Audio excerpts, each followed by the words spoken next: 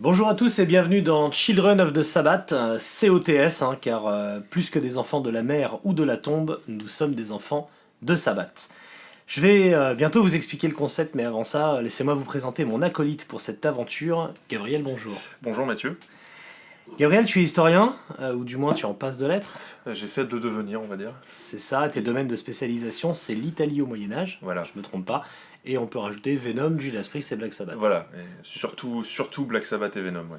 Ouais, surtout ça. Judas, oui, mais bon, c'est un bonus, on va dire. C'est un bonbon. Voilà. Je sais pas depuis combien de temps on se connaît, mais ça doit bien faire 10 ans. Moi, je sais, 2012-2013.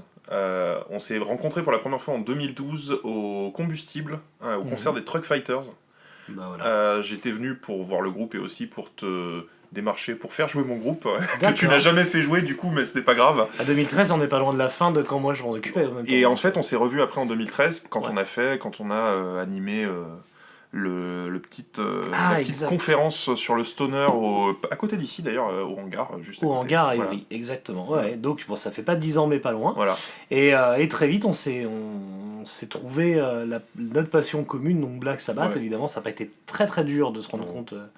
Genre, ah, t'as un t-shirt, moi aussi. Enfin, Bah c'était d'ailleurs, assez vite, la première fois quand on a animé ensemble la conférence sur le stoner, j'avais le t-shirt 13 qui est juste derrière là. D'accord, très bien. Voilà. Je ne me souviens pas quel t-shirt je portais, mais Je crois que t'avais un t-shirt Monster Magnet, toi. j'aurais dit ça aussi. Ouais.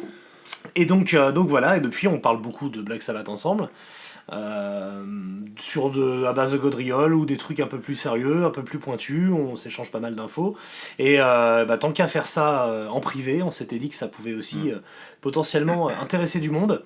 Notamment parce que déjà, Black Sabbath, on va pas présenter le groupe dans son ensemble. Je pense que les gens qui vont écouter ça sont assez au clair sur l'importance qu'il a dans le heavy metal. Le mot séminal peut être lancé assez vite. Voire même dans l'histoire du rock, parce que c'est un des groupes les plus importants de l'histoire du rock, en termes Ouais. d'influence, en termes d'impact. Là, tu prêches un converti, Ouais. un convaincu évidemment.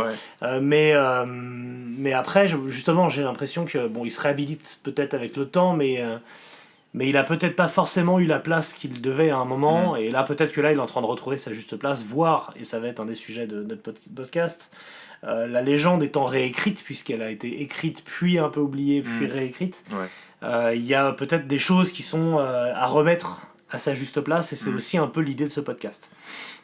Voilà, donc ça part de ce constat-là, du fait que on aime en parler, on a envie d'en parler, et que y a à boire et à manger sur les infos sur Sabbath. Moi, on suit, je pense toi c'est pareil, beaucoup de groupes sur Facebook ou sur Instagram parlant de... Ouais, ou sur YouTube, ou sur... Voilà, tout ce qui sort un peu. Ouais.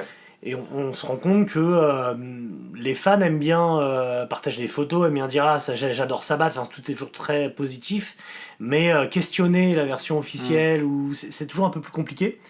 Et ça nous semblait intéressant et ça nous branchait bien de décortiquer le truc, d'aller vraiment disséquer la bête et de le faire donc album par album. Album par album, tournée par tournée. Voilà, de consacrer ce podcast qui durera le temps qui durera. Après, il y a un nombre d'albums assez conséquent, il y a des lives, il y a des machins, il y a moyen. Les compiles qui sont intéressantes aussi. Voilà, je pense qu'il y a de quoi faire. Sans parler des projets solo.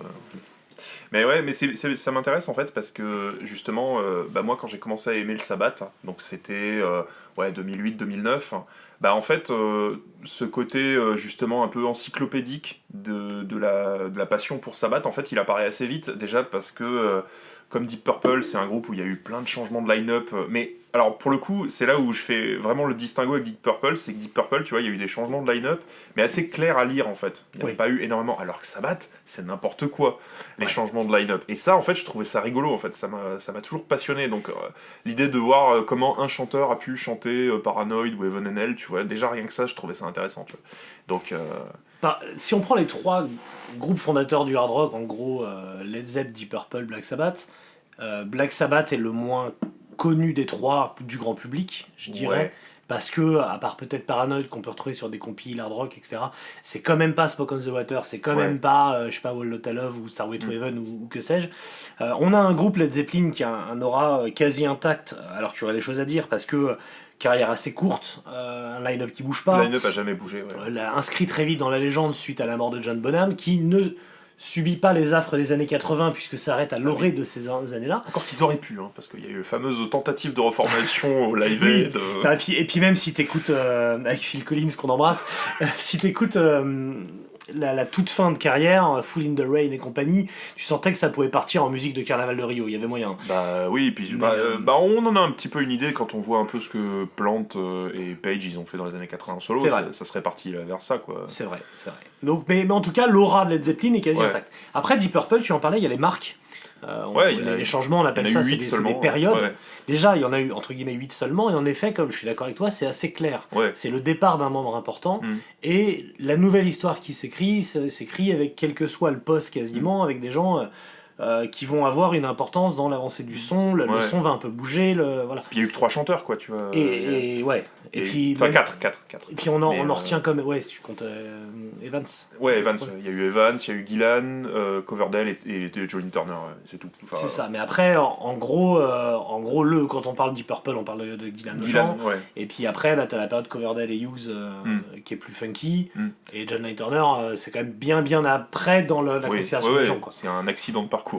On peut dire ça. Et en matière d'accident de parcours, Black Sabbath, c'est un concept. Voilà. C'est autre chose. C'est beaucoup plus la loose. Ouais. Mais en fait, c'est ça que moi qui je trouvais fascinant. Il y a carrément des époques où on ne sait même pas qui est officiellement le chanteur du groupe. Ouais. Et où il y a même des gars qui se prétendent être le chanteur du groupe, genre Jeff Fenold par exemple. On ne sait toujours pas s'il a vraiment été chanteur de Black Sabbath officiellement un jour, tu vois. Il y a encore débat aujourd'hui. Alors que Yomi a dit non, il a jamais été chanteur du groupe. Lui il dit si, j'ai été chanteur du groupe.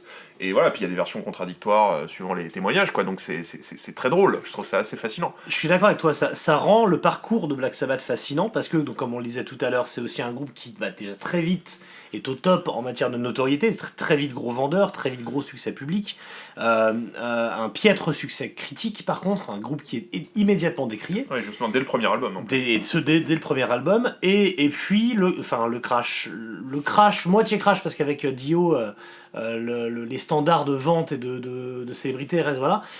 Puis c'est vraiment compliqué, puis des rebonds, puis, et voilà, et la fin des années 90, le retour d'Ozzy, avec peut-être un changement de paradigme dans les tensions internes du groupe, c'est-à-dire qu'Ayomi, qui a toujours été le seul maître à bord, se retrouve avec un mec qui finalement est plus connu que lui, avec qui il faut dealer, plus sa femme manageuse qui prend les choses en main, bref. Une histoire qui, à mon avis, est passionnante et qui est passionnante sur une bonne vingtaine d'épisodes. Ah oui. Voilà. Et donc commençons dès aujourd'hui par l'épisode numéro 1, What is this that stands before me ? Sur le premier album de Black Sabbath, nommé Black Sabbath, dont la première chanson s'appelle Black Sabbath, et qui est sorti, ça on en est sûr, le 13 février, vendredi 13 février 1970.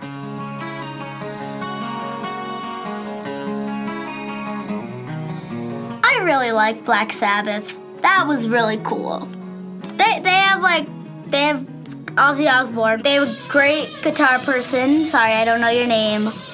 There was some really good drum parts. Pretty awesome. Bon, je pense qu'on fera plus tard un hors-série, pourquoi pas, sur l'avant Black Sabbath, pour être très précis, mais c'est difficile quand même de parler de cet album sans poser un peu une anamnèse. Donc voilà, Black Sabbath, c'est un groupe qui vient de Birmingham, d'Aston pour être plus précis, et évidemment c'est une donnée, ça, je vous apprends rien, qui est hyper importante dans ce sens. Il y a beaucoup de choses à dire déjà rien que même sur Birmingham. Toi et moi nous y sommes allés tous les deux la même année, alors pas pour les mêmes raisons, parce que toi donc tu es allé voir le dernier concert de Black Sabbath officiel, hein, parce que bon c'est possible qu'il y en ait peut-être dans le futur, on ne sait pas. C'est de moins en moins possible. Oui, mais bon, c'est peut-être aussi possible, tu vois, comme c'est Ayomi qui a les noms de... C'est vrai. Voilà, il peut toujours se passer un truc. Tu y allais pour voir Black Sabbath, moi j'y suis allé pour voir Rainbow. Pour voir, voilà, donc il y a quand même une connexion Sabbath. Bien. Voilà, j'y suis allé pour voir Ritchie Blackmore's Rainbow avec un line-up composé de mercenaires, mais il y a eu une projection d'une photo de Ronnie James Dio pendant le concert, tu vois, donc voilà, c'est à Birmingham, donc c'était assez cool. Et en fait, il y a quand même des choses qu'on peut dire sur Birmingham, c'est quand même que c'est une ville qui craint. Oui, c'est une ville... c'est une ville assez moche, quoi. C'est une ville ouvrière dans le sens premier du terme, donc c'est les aciéries de Birmingham, c'était le cœur, le poumon de l'acier d'après-guerre de l'Angleterre. D'ailleurs, sur ce point-là, je vous conseille plus que tout écrit venant de Black Sabbath de lire la biographie de Rob Halford, parce que Judas Priest vient du même coin, qui décrit très bien ça, et de ce que c'est d'être un gamin, prolétaire, fils d'ouvrier d'usine, dont le destin s'écrit dans les Assyries également, et d'être un peu à part, donc un peu à part, qui a envie d'être star, et en plus avec une sexualité, une homosexualité refoulée pour ce qui est de Rob Halford, et pour ce qui est des gars de Black Sabbath, cette volonté de s'extirper, et pour Ozzy Osbourne notamment, avec une absence criante de perspective, de talent, alors attention, je ne dis pas qu'il n'a pas de talent, mais lui ne s'en trouve aucun, et vraiment, son arrivée à Black Sabbath se fait sur un seul talent, le fait de posséder son propre micro et sa propre sono. Et c'est vraiment que ça qui fait ça. Ouais.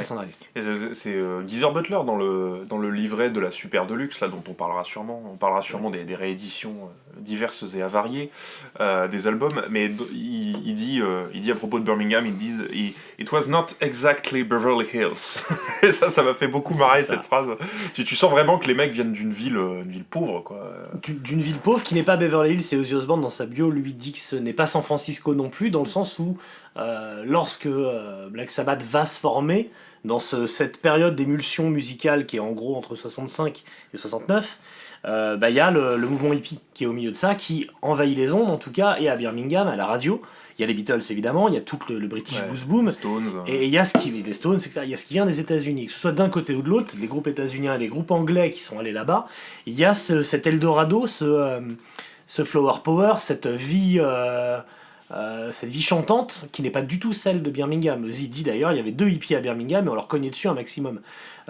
Pourtant, il existe une photo de Geezer avec des petites fleurs et oui, Geezer avait un petit look hippie vraiment. Et Ozzy Osbourne, qui est donc un gamin à problème dans le sens où il est gravement dyslexique à une époque où ce n'est pas quelque chose qui est traitable, enfin sur lequel on peut faire des aménagements.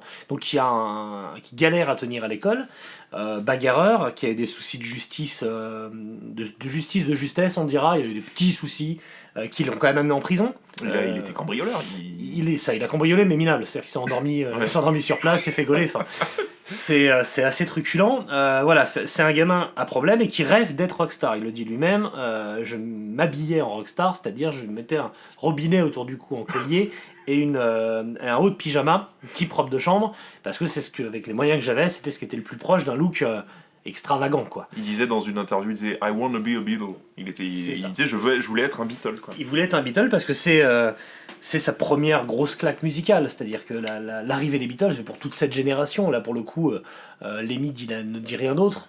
Gene Simmons aussi, il dit qu'il a voulu faire Kiss en regardant les Beatles à la télé, quoi. Donc voilà. Je pense que c'est le cas vraiment de toute une génération de gamins, et c'est vraiment le cas d'Ozzy Osbourne, qui est fan des Beatles, qui après prend les Kings en plein visage, et notamment You Really Got Me. Dans sa bio, il dit qu'il a usé les sillons du tourne-disque familial sur le 45 tours.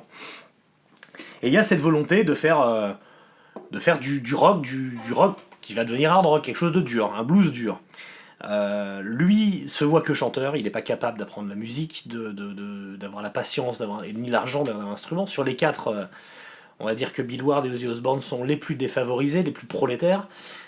Et il a un copain de classe avec qui il s'entend pas du tout, parce que alors il arrête pas de dire qu'Ayomi est plus vieux, c'est pas vrai, ils sont de la même année, mais il a quelques mois de plus. Un type un peu bagarreur, un peu renfrogné, donc Tony Iommi, qui lui par contre est un super guitariste. Mais il n'y a pas de connexion qui se font à l'école, ils se supportent pas. Iommi a une piètre opinion d'Ozzy, qui en même temps était un peu le fou du village, hein. Je pense que vraiment, genre de gars dont tu t'éloignes. Il y a une fameuse anecdote connue, c'est justement, alors peut-être tu vas en parler après, sur le groupe que Ozzy et Geezer ont eu avant Black Sabbath, donc Rare Breed, où donc t'as Ozzy qui se pointe chez Geezer, et t'as la mère de Geezer qui dit à Geezer « There is something behind the door ». Et c'était Ozzy. Ouais. C'est ça. Et donc, leur parcours se croisera donc évidemment plus tard, mais au départ, Iommi, qui lui, tout en étant prolétaire, tout en étant d'Aston, on va pas en vendre quelqu'un qui avait d'énormes moyens, lui, ses parents tenaient l'épicerie du coin. Donc il y a en tout cas une position sociale qui est marquée, il y a à manger tous les soirs sur la table, ce qui n'est pas forcément le cas chez les Osbourne. Et il y a en plus, son grand-père était glacier, ils sont d'origine milanaise, il y a une tradition de marchands, Donc quand lui découvre les Shadows, parce que Iommi c'est les Shadows qui sont sa première grande baffe musicale, quand il découvre les Shadows, il peut avoir une guitare, ses parents lui payent une guitare, une première, puis une plus belle, une Stratocaster par la suite.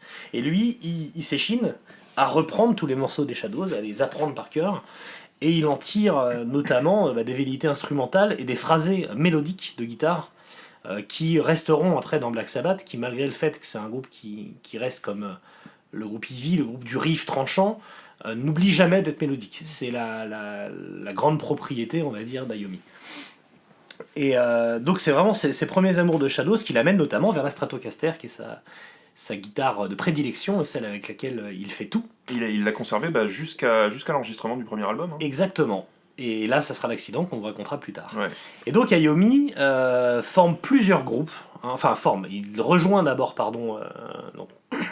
Iommi rejoint des groupes établis, dont les Rocking Chevrolets. C'est quand même le nom le plus pété du monde. Hein. C'est un nom qui marque une époque. Ouais. Ouais. Les Rocking Chevrolets, les Chevrolets rockantes, qui, à l'instar des Beatles et de nombreux groupes anglais du moment, obtient un contrat de résidence au Star Club de Hambourg, le lieu mythique où la plupart des groupes, et notamment les Beatles, se sont faits.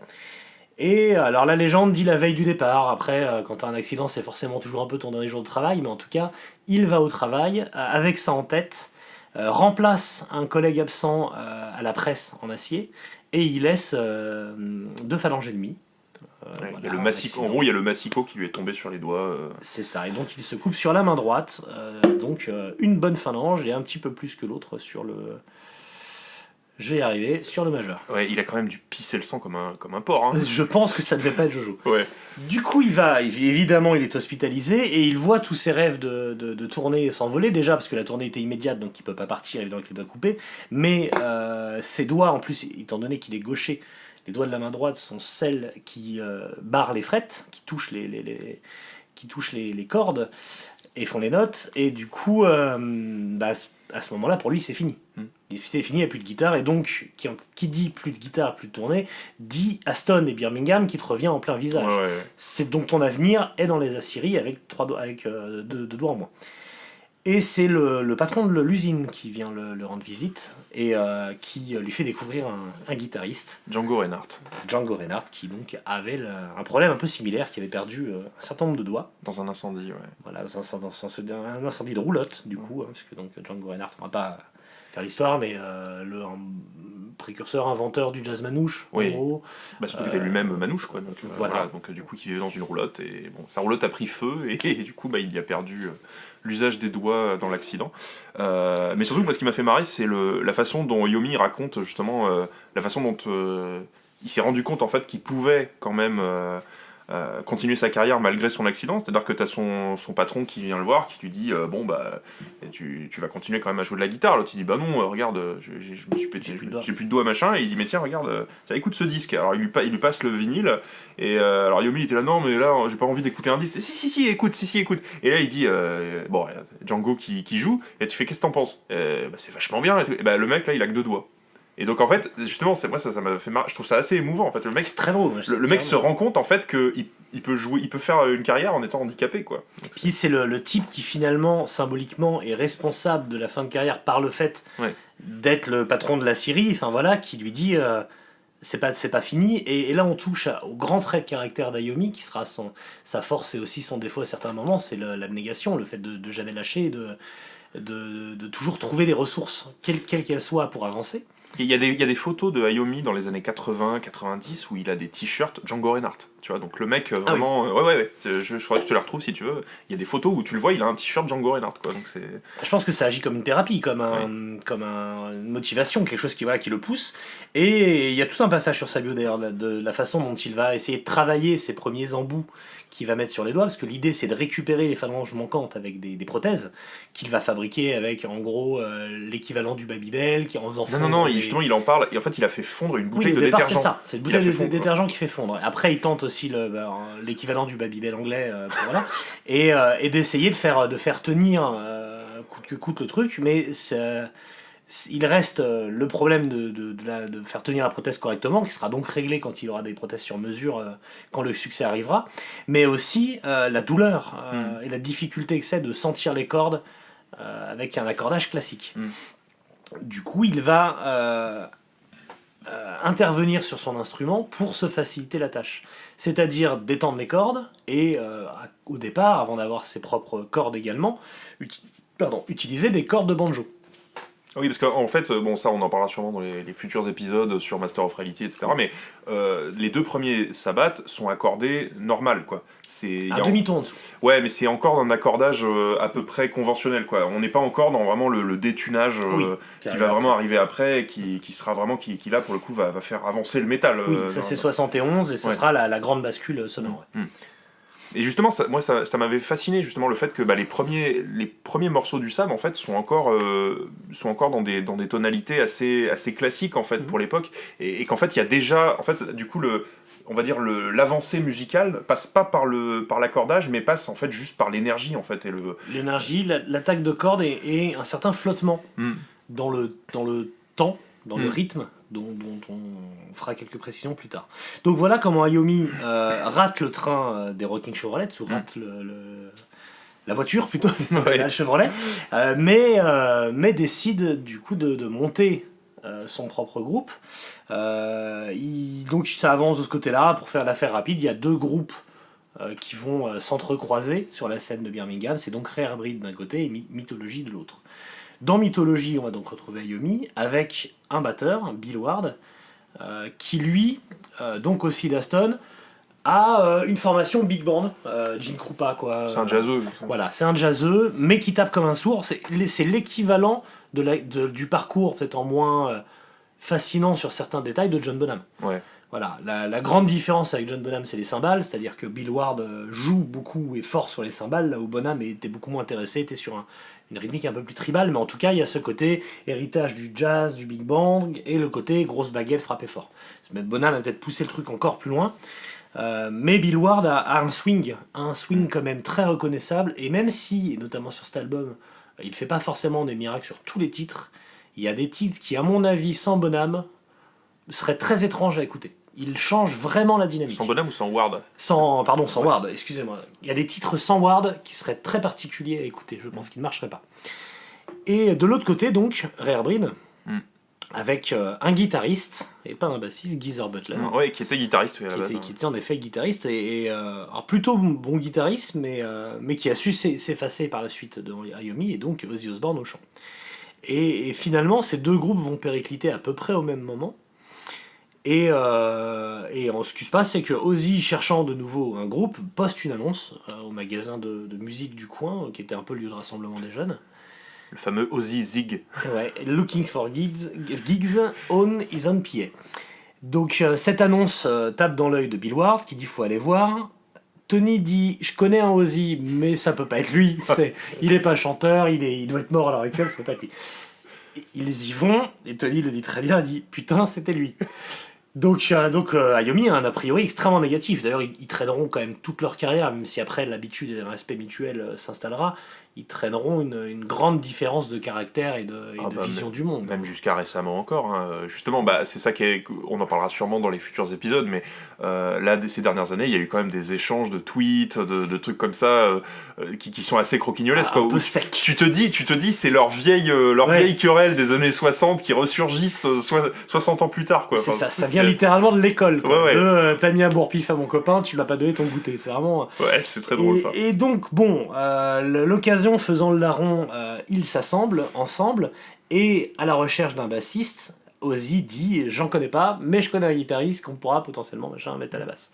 C'est comme ça que Geezer intègre le groupe. Est-ce que tu parles du fait qu'il y avait quand même, dans la première version, alors on va en parler de Earth, qui est donc le pré-Black Sabbath, il y avait quand même 2 membres en plus. Dans Polka Tulk Band. Ouais, enfin Polka Tulk, oui. Tulk Blues Band. Ouais. Ils étaient 6 en effet. Ouais, il y avait 2 membres qui ont ensuite.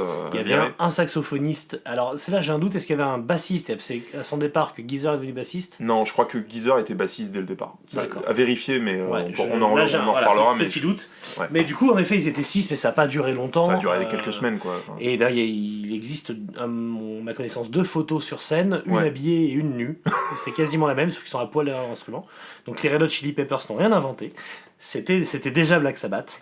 Et donc le Polka Tulk Blues Band, donc Polka Tulk étant le nom de marque de talc pour fesses de bébé, ça vient de là.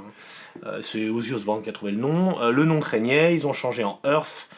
ont pas mal tourné comme ça. Là, Ah oui, oui, avec Earth, donc, il chope un manager, Jimmy Simpson, il tourne énormément. Il va falloir qu'on en parle un peu de Jim Simpson, parce qu'il est à l'origine de pas mal de choses quand même. Hein. Ouais, il les a poussés. Et donc Earth commence un petit peu à se faire un nom, notamment... J'ai lu justement sur Earth, sur les débuts de Earth, qu'en fait ils ont récupéré apparemment toute la fanbase que Ayomi et Ward avaient avec Mythology. Parce que justement... eux avaient déjà un following. Ouais, justement du côté de Carlisle, là, donc de l'autre côté de Birmingham, là, il y avait, ils avaient beaucoup tourné avec Mythology et ils avaient une fanbase, quoi. Et quand ils ont arrêté Mythology et qu'ils ont lancé Paul Cattle puis Earth, en fait, ils avaient déjà le public, quoi. Donc ça les a un peu aidés aussi, le fait d'avoir quelques fans dans la région qui les suivaient, qui étaient prêts à venir les voir, quoi. C'est ça. Ils ont toujours, dans la plupart du temps, quand même joué devant un peu de monde. Il y a très peu, de ce qui raconte, très peu de concerts vraiment loose avec personne. Enfin, c'est très très peu arrivé. Et en effet, il y avait vraiment un bouche-à-oreille qui fonctionnait bien. Donc Jim Simpson les prend sous leur aile. On peut peut-être un petit peu présenter Jim Simpson. Jim Simpson, ouais. Mais oui, Jim Simpson, du coup, c'était un mec qui venait plutôt de la scène jazz, rock, prog, psyché. Enfin, je sais pas s'il était lui-même musicien, je crois. Oui, ouais. Oui, puisqu'il avait joué dans un groupe et il a composé un petit peu, et notamment les démos de Earth. Ouais, il a composé un peu. Ouais, donc c'était un musicien local qui avait une ambition de devenir manager, patron de label, et qui du coup, il y avait d'autres groupes qui étaient dans son escarcelle, et il a repéré Earth et il s'est dit là il y a un truc à faire, donc il les a un peu pris sous son aile. Ça. Et ce qui causera la fin de la période Jim Simpson, c'est le fait que c'était un manager très local qui négociait de tout petits cachets, le groupe a pas mal crevé la dalle même quand ça commence à fonctionner, parce que Jim Simpson se prenait pas la tête avec ce genre de choses, n'a pas vraiment aidé le groupe à se développer sur ce sens-là, mais il les a aidés à se professionnaliser et à obtenir leur premier contrat. D'ailleurs, il est toujours vivant, Jim Simpson. Ouais. C'est ça qui il est récemment régulièrement interviewé. C'est quelqu'un qui prend plaisir à parler de cette époque. Parce que j'ai vu justement dans la Super Deluxe de Paranoid, là, il y a quelques témoignages de sa part que j'ai pas lu ailleurs, tu vois, et apparemment qui sont assez récents, quoi. Donc c'est quelqu'un qui est toujours vivant. Mais ouais, en fait, alors moi, ce qui m'a marqué justement dans les débuts du SAB, donc effectivement, il y a Jim Simpson en fait qui les manage tant bien que mal et parfois un peu de façon miséreuse. On pourra en reparler, mais les fameux concerts en Allemagne et en Europe, il leur a négocié des trucs un peu inacceptables, quoi. Oui, les conditions étaient terribles, même après la sortie du premier album. Ouais, même après la sortie du premier album, c'était assez misérable. Ils appelaient les $20 gigs. Ouais. Enfin, ils jouaient dans des trucs où il y avait personne, où c'était des gens qui venaient se bourrer la gueule au casino, quoi, et ils devaient jouer 5 concerts par jour devant des gens qui s'en foutaient. Mais du coup, moi, c'est ça qui m'a marqué, c'est que c'est vraiment un groupe qui a commencé à la dure, quoi. À l'inverse du Zepp, où il y avait déjà le background des Yardbirds, ou de Deep Purple, qui était clairement un groupe de producteurs, quoi. Deep Purple, c'était un all-star band, déjà, presque. Voilà, alors que assez local, mais mine de rien, avec une vraie assise. Alors que Black Sabbath, c'est vraiment un groupe de prolos, quoi. Ils sont allés le chercher au poignet. Voilà. D'ailleurs, l'anecdote un peu connue, c'est quand leur truc, c'est qu'ils avaient donc récupéré un van qui était une ancienne voiture de police qu'ils avaient donc racheté, avec un trou au niveau du siège avant, pas de siège à l'arrière, ça sort sur les amplis, enfin vraiment le truc, un sketch, quoi, un film. On dirait un groupe de punk, quoi, enfin, quand ils commencent. C'est ça, c'est du punk avant l'heure au niveau des conditions, du DIY. Et leur truc, c'était de se mettre, quand ils n'avaient pas de concert, devant les salles de concert où des groupes étaient programmés, notamment une fois Jethro Tull, et de se dire, si jamais le groupe vient pas ou il y a du retard ou quoi que ce soit, on frappe à la porte et on dit aux gars, nous on a tout notre pathos dans le van, on décharge, on joue. Donc vraiment, ils en étaient à ce niveau de mort de faim. Et donc un jour, c'est arrivé, Jethro Tull n'est pas venu à la salle de Birmingham, donc Henry's Blues, où il devait venir, et le groupe Black Sabbath a joué à la place. Les musiciens... Earth a joué à la place, et les musiciens de Jethro Tull qui avaient crevé un peu sur la route ont fini par arriver, ont vu Earth jouer, ont notamment trouvé qu'Ayomi était bon, ont trouvé les gens plutôt opiniâtres, et donc un petit lien s'est créé qui a amené au départ d'Ayomi de Earth, qui a donc stoppé le groupe pour rejoindre Jethro Tull. Alors là, on est en 1968, donc en fait, c'est marrant parce que c'est le moment où Black Sabbath considère que c'est le début de l'histoire. C'est-à-dire que, tu vois, par exemple, dans la bio d'Ayomi, enfin dans ses mémoires, là, il dit parfois j'ai du mal à me rappeler qu'on s'appelait Earth à la base. C'est-à-dire que lui, en fait, ce qu'il a surtout retenu, c'est le moment en fait, où les quatre d'origine en fait se sont mis ensemble pour faire de la zik. Mais la période Earth en fait c'est un truc encore un peu vague dans sa tête quoi, c'est parce que ça a pas duré très très longtemps. Et puis c'est le même groupe, il y a juste un changement de nom. Ouais. Voilà. Mais en fait il y a quand même eu ce moment où Earth a failli arrêté parce que Iommi a été recruté pour remplacer le guitariste de Jethro Tull et ça a duré combien de temps déjà le passage d'Iommi dans Jethro Tull? Quelques semaines. Ils ont fait un seul concert donc au Rock'n'Roll Circus. Qui est même pas un vrai concert parce qu'il joue en playback en plus. Hein. Qui est un passage télé où Iommi, et ça fait partie de la légende, s'était mis un chapeau pour pas trop être reconnu. Parce qu'il ne devait pas se sentir dans le groupe, je crois, si je dis pas de bêtises, qu'il a déjà pris sa décision d'arrêter après ce concert, qu'il honorait un peu le contrat.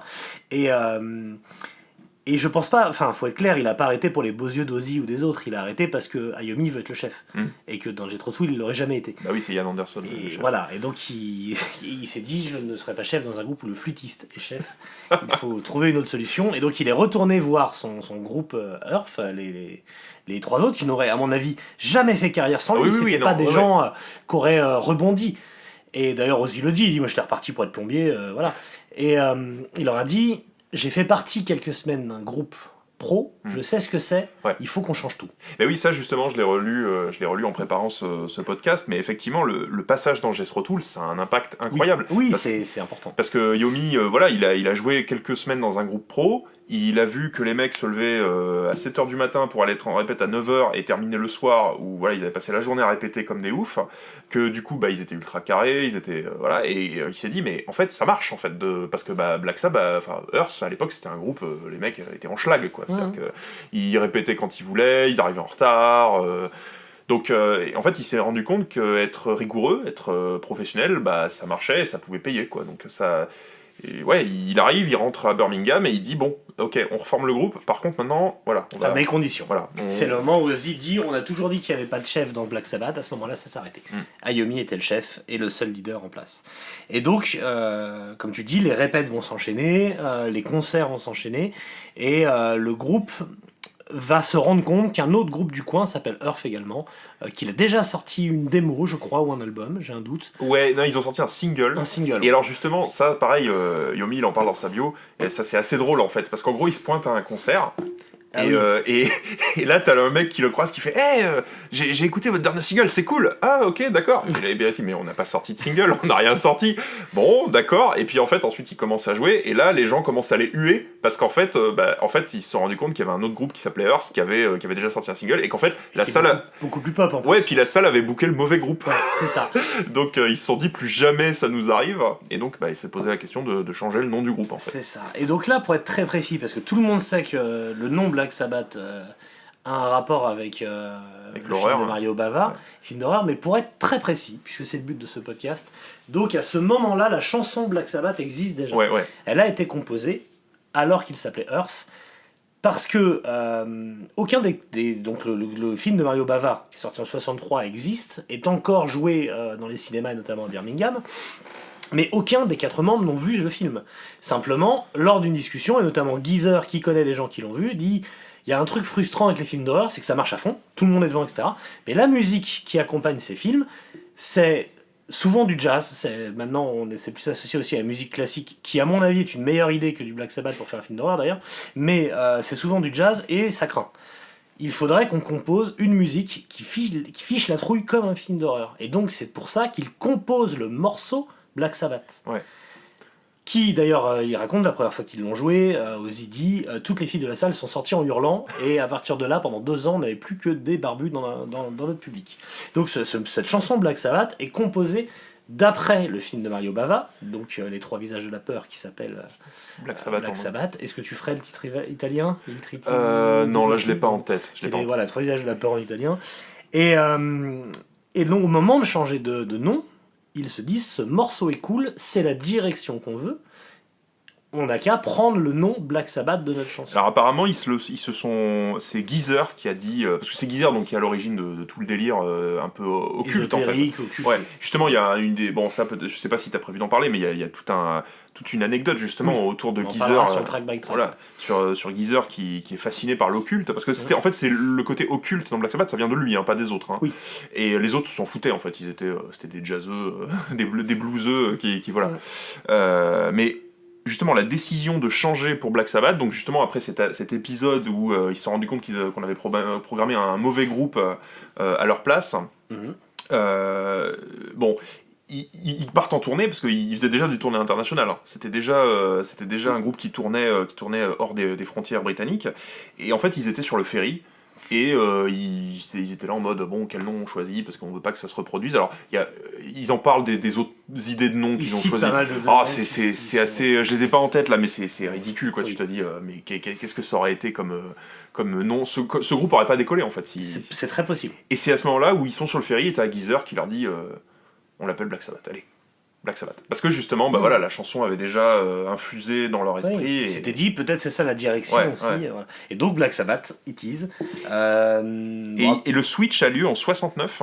En août. Ouais, mais pendant un concert, août, quand ils ont pris la décision, t'as Ozzy qui annonce au public, voilà, on va changer de nom, on va s'appeler Black Sabbath. Le 22 août 69 pour être précis. Ouais. Voilà. Donc Black Sabbath naît. Alors, quelques temps avant, Earth avait enregistré une démo, donc avec 2 morceaux, The Rebel et When I Came Down. Alors il y a des choses à dire sur ces morceaux, hein, parce que en fait c'est pas du Black Sabbath. Non, pour le coup, voilà. Alors ce sont pas des morceaux sont des morceaux qui n'ont pas composé, qui ont été composés par un certain Norman Haynes, qui était donc un autre artiste sous contrat de Jim Simpson. À la demande de Jim Simpson, des morceaux que Sabbath a toujours renié en disant qu'il les aimait pas. Des morceaux qui sont intéressants, notamment The Rebel, qui est un très beatlesque, on va dire, qui a une petite mélodie, mais qui comporte un segment de pré-solo qu'on va retrouver dans War Pigs. D'accord. Donc c'est ça, assez, je m'en rappelais pas ça. Bah, tu verras, il y a vraiment un thème de quelques secondes qui est l'exacte réplique. Donc c'est assez marrant, ça fait un peu signature. Attention, sur le net, on trouve d'autres morceaux qui donnent l'impression que la démo était plus large. Ce n'est pas le cas. Il y avait vraiment 2 morceaux d'enregistrés et un 3e morceau composé, donc Songs for Jim, qu'on peut trouver en live et qui comportait de la flûte notamment. Qui est en délire jazz rock quoi. Comme on va en retrouver d'ailleurs sur les premiers Sabbath où il y aura des petits délires comme Orchid, des trucs comme ça là. C'était le Sab. Le Sab était un groupe assez psyché hein, sur. Ouais, et un peu jam band. Ouais, un peu complètement. Complètement jam band. C'est un groupe de jam hein, au début. Hein. Donc cette démo, ça marche pas, ça prend pas en tout cas, ils trouvent pas de contrat et surtout ils changent de nom dans la foulée, donc tout est un peu à recommencer. Et surtout en plus cette démo elle est intéressante parce qu'en fait ça faisait partie de la première stratégie de Jim Simpson pour vendre le groupe, c'est-à-dire qu'au début ils se sont dit bon on va essayer un truc commercial, alors du coup bon il lui fait enregistrer The Rebel, il y a When I Came Down qui est pour le coup qui ressemble vraiment plus à du Sabbath, même si je suis pas sûr il y a un piano dessus. Ouais il y a un piano mais je suis pas sûr même vraiment que ce soit toujours une chanson de Earth quoi, enfin il y a... C'est toujours une composition de Norman Haynes. Mais ce sont pas les morceaux qu'ils ont joués en live. Hein. Mais ça ressemble déjà plus à du Iommi quoi. C'est très bluesy, tu vois. Et en fait, ça faisait partie d'une stratégie de Jim Simpson pour démarcher des labels. Donc, sauf que ça marche pas. Et justement, c'est là où c'est intéressant par rapport au premier album, c'est qu'en fait, le premier album est né d'une volonté de dire bon on n'arrive pas à vendre le groupe avec une démo, on va leur vendre un album tout prêt en fait. C'est ça, parce que c'est quasiment un album autoproduit. Et c'est même quasiment une démo en fait. Oui, voilà, une démo. Donc ce qui se passe, c'est qu'ils changent de nom, cette démo-là est remisée au placard pendant de très nombreuses années, puisqu'elle apparaît dans les années 2010 sur le net. Donc elle n'a toujours pas été rééditée officiellement, cette démo. Elle n'existe pas. Alors peut-être sur la future Super Deluxe de Black Sabbath, le premier album. C'est ce qu'on peut imaginer éventuellement. C'est possible qu'il la réédite enfin. Voilà. Et donc Jim Simpson démarche notamment à Londres les circuits londoniens pour essayer de trouver un contrat et tombe sur un DJ, Tony Hall, qui est d'accord pour allonger 500 livres pour réserver un studio.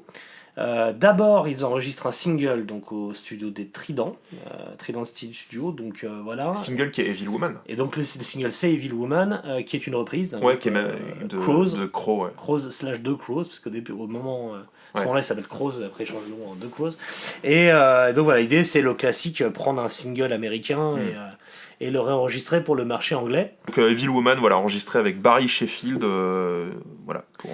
Voilà. Et donc ce single qui sortira par la suite est assez rigolo parce qu'il y a une section cuivre vachement mise en avant. Section cuivre qui, on a tendance à l'oublier, existe sur le Evil Woman de la version de l'album, mais sur le single c'est la foire quoi. Ils sont vraiment mis en avant bien plus que la guitare. Et le mix n'était pas du tout le même. Non, c'est sûr. Donc ce morceau-là intéresse Tony Hall qui lâche ses 500 livres et qui book un autre studio situé sur la Denmark Street de Londres, qui est une rue très connue dans la musique. Les Melody Makers avaient son siège, etc. Donc le Ray Johnson Studio, qui n'est pas un gros studio, mais qui est un studio qui a été notamment popularisé par les Rolling Stones.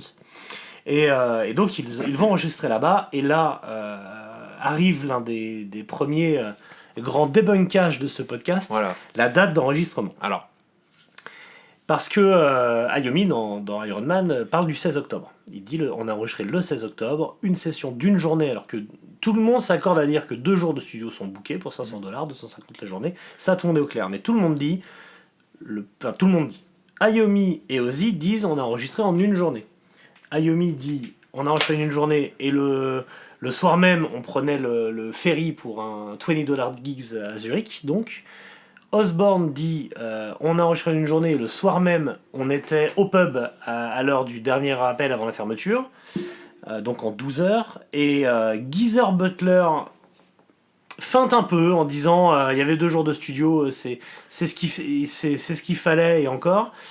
Bill Ward dit clairement 2 jours, et Tom Allom dit 2 jours. Et Roger Bain, le producteur, ne dit rien puisqu'il a quitté le music business en 1976 et refuse catégoriquement de parler de musique et notamment de Black Sabbath à quiconque le contacte. Ah ouais, ça... Il est dégoûté du milieu depuis 1976.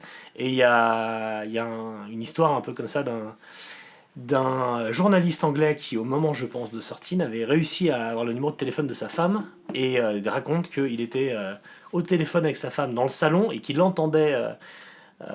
Roger Bain qui lui disait raccroche, je veux pas parler à ces connards, c'est fou ça, et qui a toujours refusé de livrer en plus sa vérité là-dessus sur donc 1 ou 2 jours. Bon, une vérité qu'on a fini par découvrir, mais Iommi parle donc d'une journée le 16 octobre, et honnêtement mon avis est qu'il à ce moment-là parle de l'enregistrement du single. Ouais. Je pense que le single a été enregistré le 16 octobre et Evil Woman en une journée. Par contre, ils ont bien passé 2 jours en studio. D'ailleurs, c'est ce qu'il dit au Melody Maker dans les années 70, quand il fait une interview en juillet 70 pour préparer la sortie de Paranoid. Il dit bien 2 jours en studio. Et Ozzy Osbourne a aussi dit par la suite qu'ils avaient fait 2 sessions de 6 heures en studio. 2 sessions de 6 heures, oui, donc, ça me semble. Donc ça ferait quand même 12 heures, mais ouais. 2 sessions de 6 heures. Donc au Ray Johnson, les 17 et 18 novembre. Ces dates, on peut les retrouver déjà parce qu'au final, elles sont dans les éditions de luxe de CD. Enfin, on a les dates d'enregistrement de chaque prise alternative. Donc en fait, c'est sourcé. Mais ce qui est intéressant, c'est que la communication officielle, puisque le 16 octobre c'était il y a peu de temps, la communication officielle de Black Sabbath sur les réseaux sociaux célèbre toujours le 16 octobre comme le jour d'enregistrement en une fois de l'album, alors que c'est complètement faux. Autre preuve de ça, ils étaient en concert le 16 novembre en Écosse, et on voit encore les anciennes chansons qui sont jouées, et leur résidence à Zurich, qui est assez célèbre, on en parlera plus tard parce que pour la composition de Paranoid elle est importante. Cette résidence en Suisse a lieu en effet juste après, donc de fin novembre à mi-décembre. Donc voilà, c'est bien le 17 et 18 novembre qu'a été enregistré l'album, ce qui reste très court, si on prend tous les standards de l'époque. 2 fois 6 heures en conditions live sur un 4 pistes avec un ingé son et un producteur inexpérimenté. On est quand même sur quelque chose bien à l'arrache, mine de rien. Alors à titre personnel, moi j'ai enregistré mon premier EP avec mon groupe, donc c'était juste 4 ou 5 titres, je crois 4 titres, on a mis une semaine. Mais parce qu'on n'avait pas d'expérience, tu vois. Donc là, les mecs, clairement, tu sens qu'ils sont rodés, quoi. Genre, ils savent jouer, ils vont vite, quoi. Ils connaissent leur morceau, voilà. Donc, au niveau du son, ce qui se passe, c'est que Roger Bain ne connaît pas Sabbath, et Tom Allom non plus. Ils se sont parlé pour préparer l'enregistrement, mais il les a jamais vus en live. Enfin, c'est pas quelqu'un qui est habitué à leur son. Mais il a une grande intelligence, Roger Bain, c'est de faire confiance en les musiciens, notamment en Iommi, qu'il sent déterminé, et donc il décide de capter ce qu'il voit, ce qu'il ressent en live, et de pas essayer de produire, de faire refaire. Donc du coup, il y a très peu de prises alternatives. Sur la version finale, il y a très peu d'overdub ou de choses rajoutées.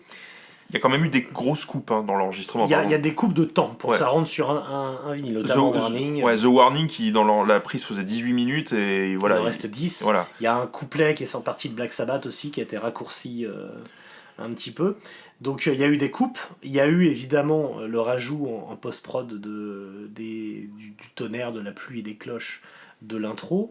Il y a eu des petites séquences d'intro, etc., comme Sleeping Village et compagnie, qui ont été agencées. Mais c'est vraiment tout. Le reste, c'est quasiment que de la prise live, avec Bill Ward derrière un plexi et Ozzy dans une boîte, dans une petite pièce de 12-15 mètres carrés, quoi. Voilà pour cet enregistrement. Et donc, on en revient à la Stratocaster. Iommi arrive avec sa Stratocaster pour enregistrer l'album, enregistre avec Evil Woman. Ça passe. Donc, d'ailleurs, si vous tendez vraiment l'oreille, vous verrez qu'Evil Woman a un son de guitare un poil différent du reste de l'album. Moi, je l'ai toujours trouvé différente du reste. Hein.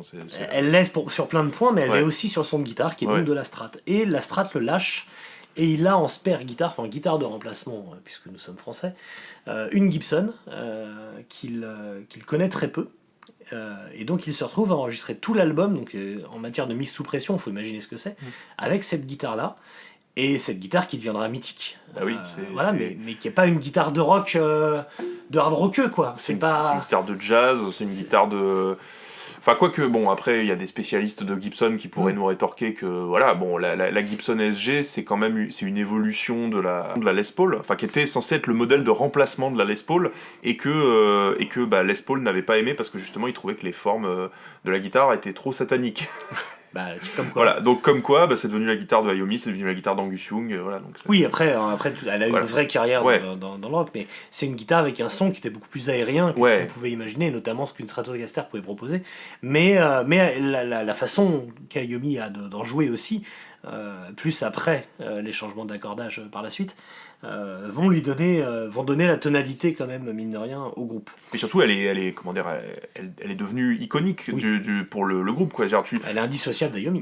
En fait, Iommi, il y a des images où tu le vois jouer sur d'autres guitares, notamment sur des Strats, mais aussi même sur des Flying V. Enfin, il possède une collection de guitares vaste, dont il n'y a pas que des SG, mais en concert, il joue toujours sur SG. Et quand il change de guitare, il prend une SG, il en change avec une autre d'une autre couleur, quoi. Enfin, c'est vraiment la guitare iconique, quoi, du Sab. C'est ça. Donc voilà comment est enregistré cet album. Et alors c'est pareil, c'est un fait qui est assez connu. Une fois l'enregistrement fini, le groupe est parti et a pu écouter le mixage final et découvrir l'artwork que quelques semaines avant sa sortie. Ça a été vraiment... ils se sont pas occupés de tout ça du tout. Donc tout le reste et tout l'habillage qui fait partie quand même du culte de cet album n'est pas du tout à mettre au crédit de Black Sabbath. Cet album, du coup, à ce moment-là, n'a pas de label. Il a donc été enregistré sous le mécénat de Tony Hall. Jim Simpson l'a sous le bras et il cherche un label. Et il prend 14 refus. Tous les gros labels principaux londoniens, notamment, le refusent. Il y a simplement Philips qui finit par mettre une option en disant on est en train de préparer un truc, en fait, en gros, une réponse à ce qui existait déjà chez les autres labels. Il y avait Decca qui avait sorti sa branche DRAM et EMI qui avait sorti la branche Harvest, qui était un truc qui se fait maintenant absolument par tous les labels. C'est la branche destinée aux jeunes, pour pas mélanger ton groupe de rock prog un peu arty avec tes sorties pour papa ou pop. Tu fais ta branche pour Jones. Et donc Philips va là-dessus et sort sa branche Vertigo. Donc qui se veut vraiment être un principe de collection. Donc c'est quelque chose, c'est le mec qui est derrière ça s'appelle Olaf Wiper, c'est lui qui va créer ce principe de collection là. Et Black Sabbath va l'aider à devenir iconique, mais c'est vraiment, donc Vertigo, le nom vient d'Hitchcock, du film d'Hitchcock. Ça s'appelle Surfroide en français. Exactement, Surfroide. Et donc Vertigo en anglais. Et on va retrouver les espèces de spirales qui sont une inspiration de Marcel Duchamp, qui avait fait comme ça des espèces de spirales en fait non continues, ce qu'ils appellent un foil en anglais, mais j'ai pas le mot français pour un tourbillon. Un tourbillon. C'est ça. Et qui est l'œuvre de Linda Nicole, qui est la créatrice du logo, qui travaillait pour Vertigo. Et donc, comme c'est un principe de collection, tous les gens qui vont bosser sur les artworks vont bosser sur les artworks de tous les albums qui vont sortir sur ces années-là. Donc en fait, on va être que sur des gens assez inexpérimentés, mais qui vont un peu créer la légende de ce label, qui va avoir quand même de très belles sorties à fur et à mesure. Et donc la sortie de Black Sabbath, c'est la VO6, donc la 6e sortie. Après, entre autres, Cressida, il y a Juicy Lucy, voilà, enfin, des groupes comme ça, et qui sort en même temps que... Il y a Colosseum aussi, qui sort en même temps que Rod Stewart, qu'un album de Rod Stewart qui sort à ce moment-là. Et du coup, il y a le bref passage chez Fontana. Et donc, Fontana, qui est une autre succursale de Philips, avant la création de Vertigo, ils sont pas tout à fait au point au moment de sortir le single, donc en effet, il sort chez Fontana. Le premier single sort chez Fontana, donc en fait ils ont switché d'une filiale de Philips pour une autre en fait. C'est ça. Et ça reste ça reste chez Philips. Donc le single c'est Evil Woman dont on a parlé, et en face B donc c'est Wicked World qui provient donc des sessions de novembre et qui ne sera pas sur l'album malgré ce qu'on croit aujourd'hui parce qu'elle est partout. Mais en fait elle est sur la version américaine.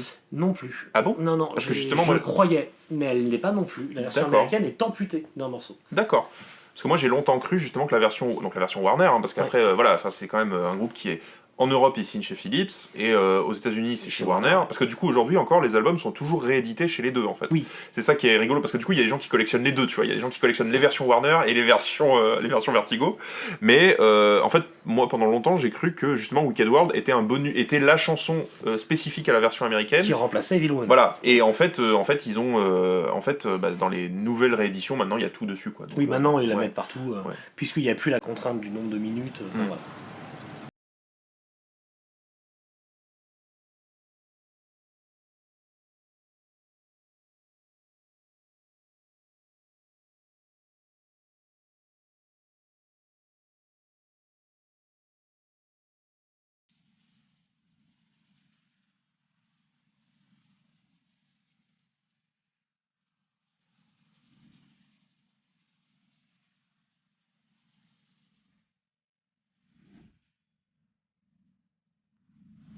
On va s'attarder un petit peu sur la musique, donc sur les 7 titres, si on enlève Wicked Woman, même si on pourra en parler un petit peu, de l'album.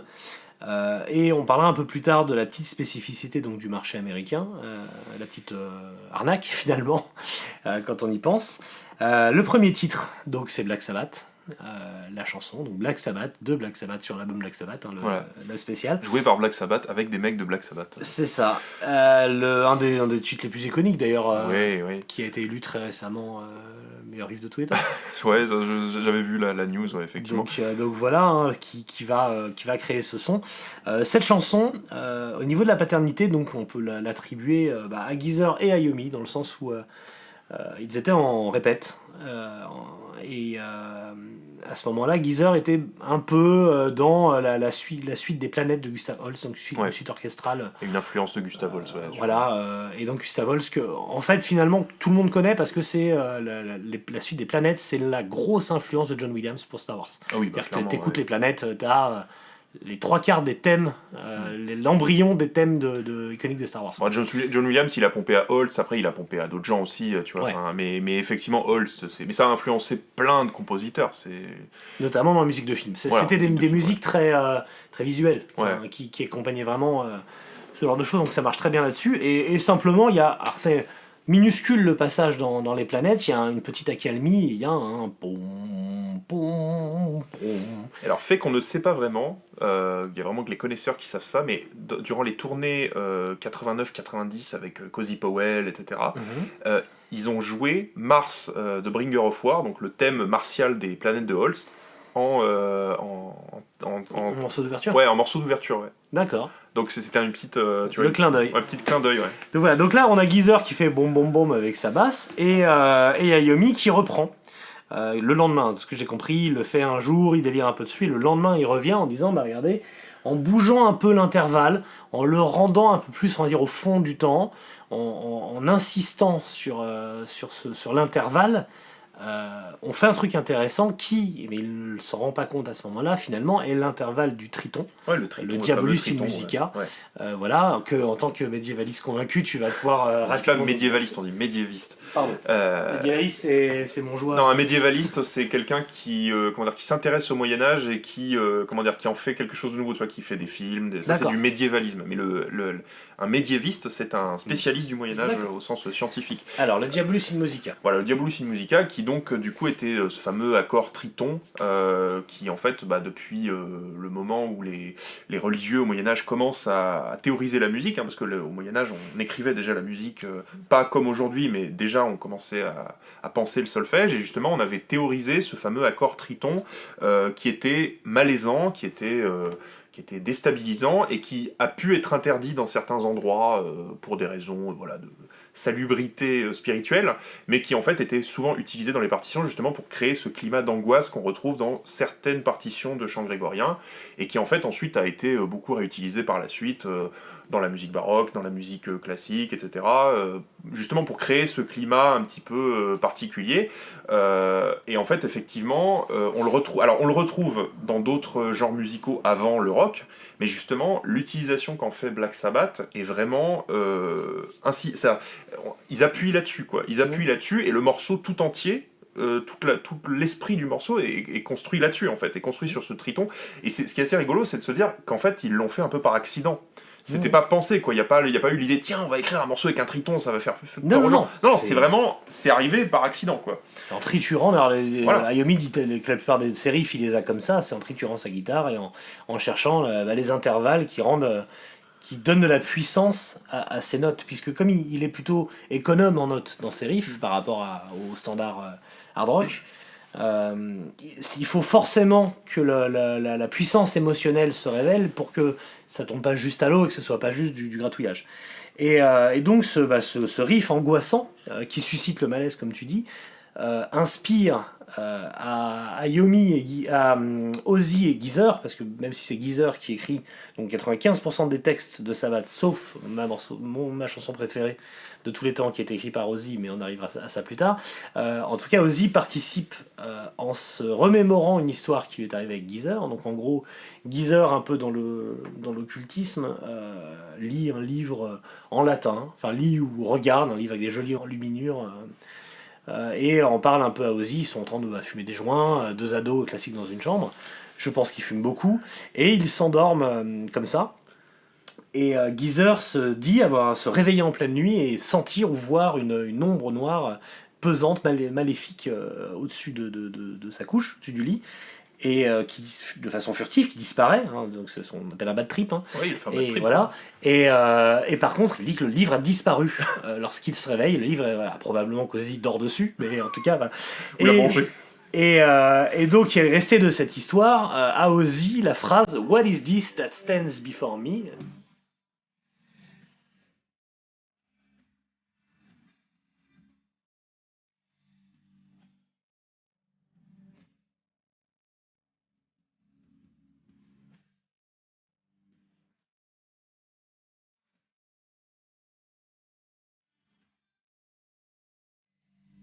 que Geezer continuera à raconter en disant That figure in black, which pawn sight me, etc. Et donc de raconter sur ce riff lugubre l'arrivée d'une forme, de quelque chose de comme ça, d'angoissant. Du coup, de Satan. Quoi, et donc, de fait, de Satan, qui sera finalement assez récurrent dans les paroles, mais de ce premier album, puisque finalement, il se tape quand même un délire autour de prendre l'identité, enfin la figure de Satan, du satanique, pour en gros refiler en douce leur texte sur la drogue. C'est souvent ça. C'est un texte de bad trip. Mais voilà, et ça va s'appliquer à la plupart des morceaux. Mais c'est ce qui va aussi créer leur légende, en bien et en moins bien. On en parlera. Il y a quand même un vers dedans, c'est Satan sitting there is smiling.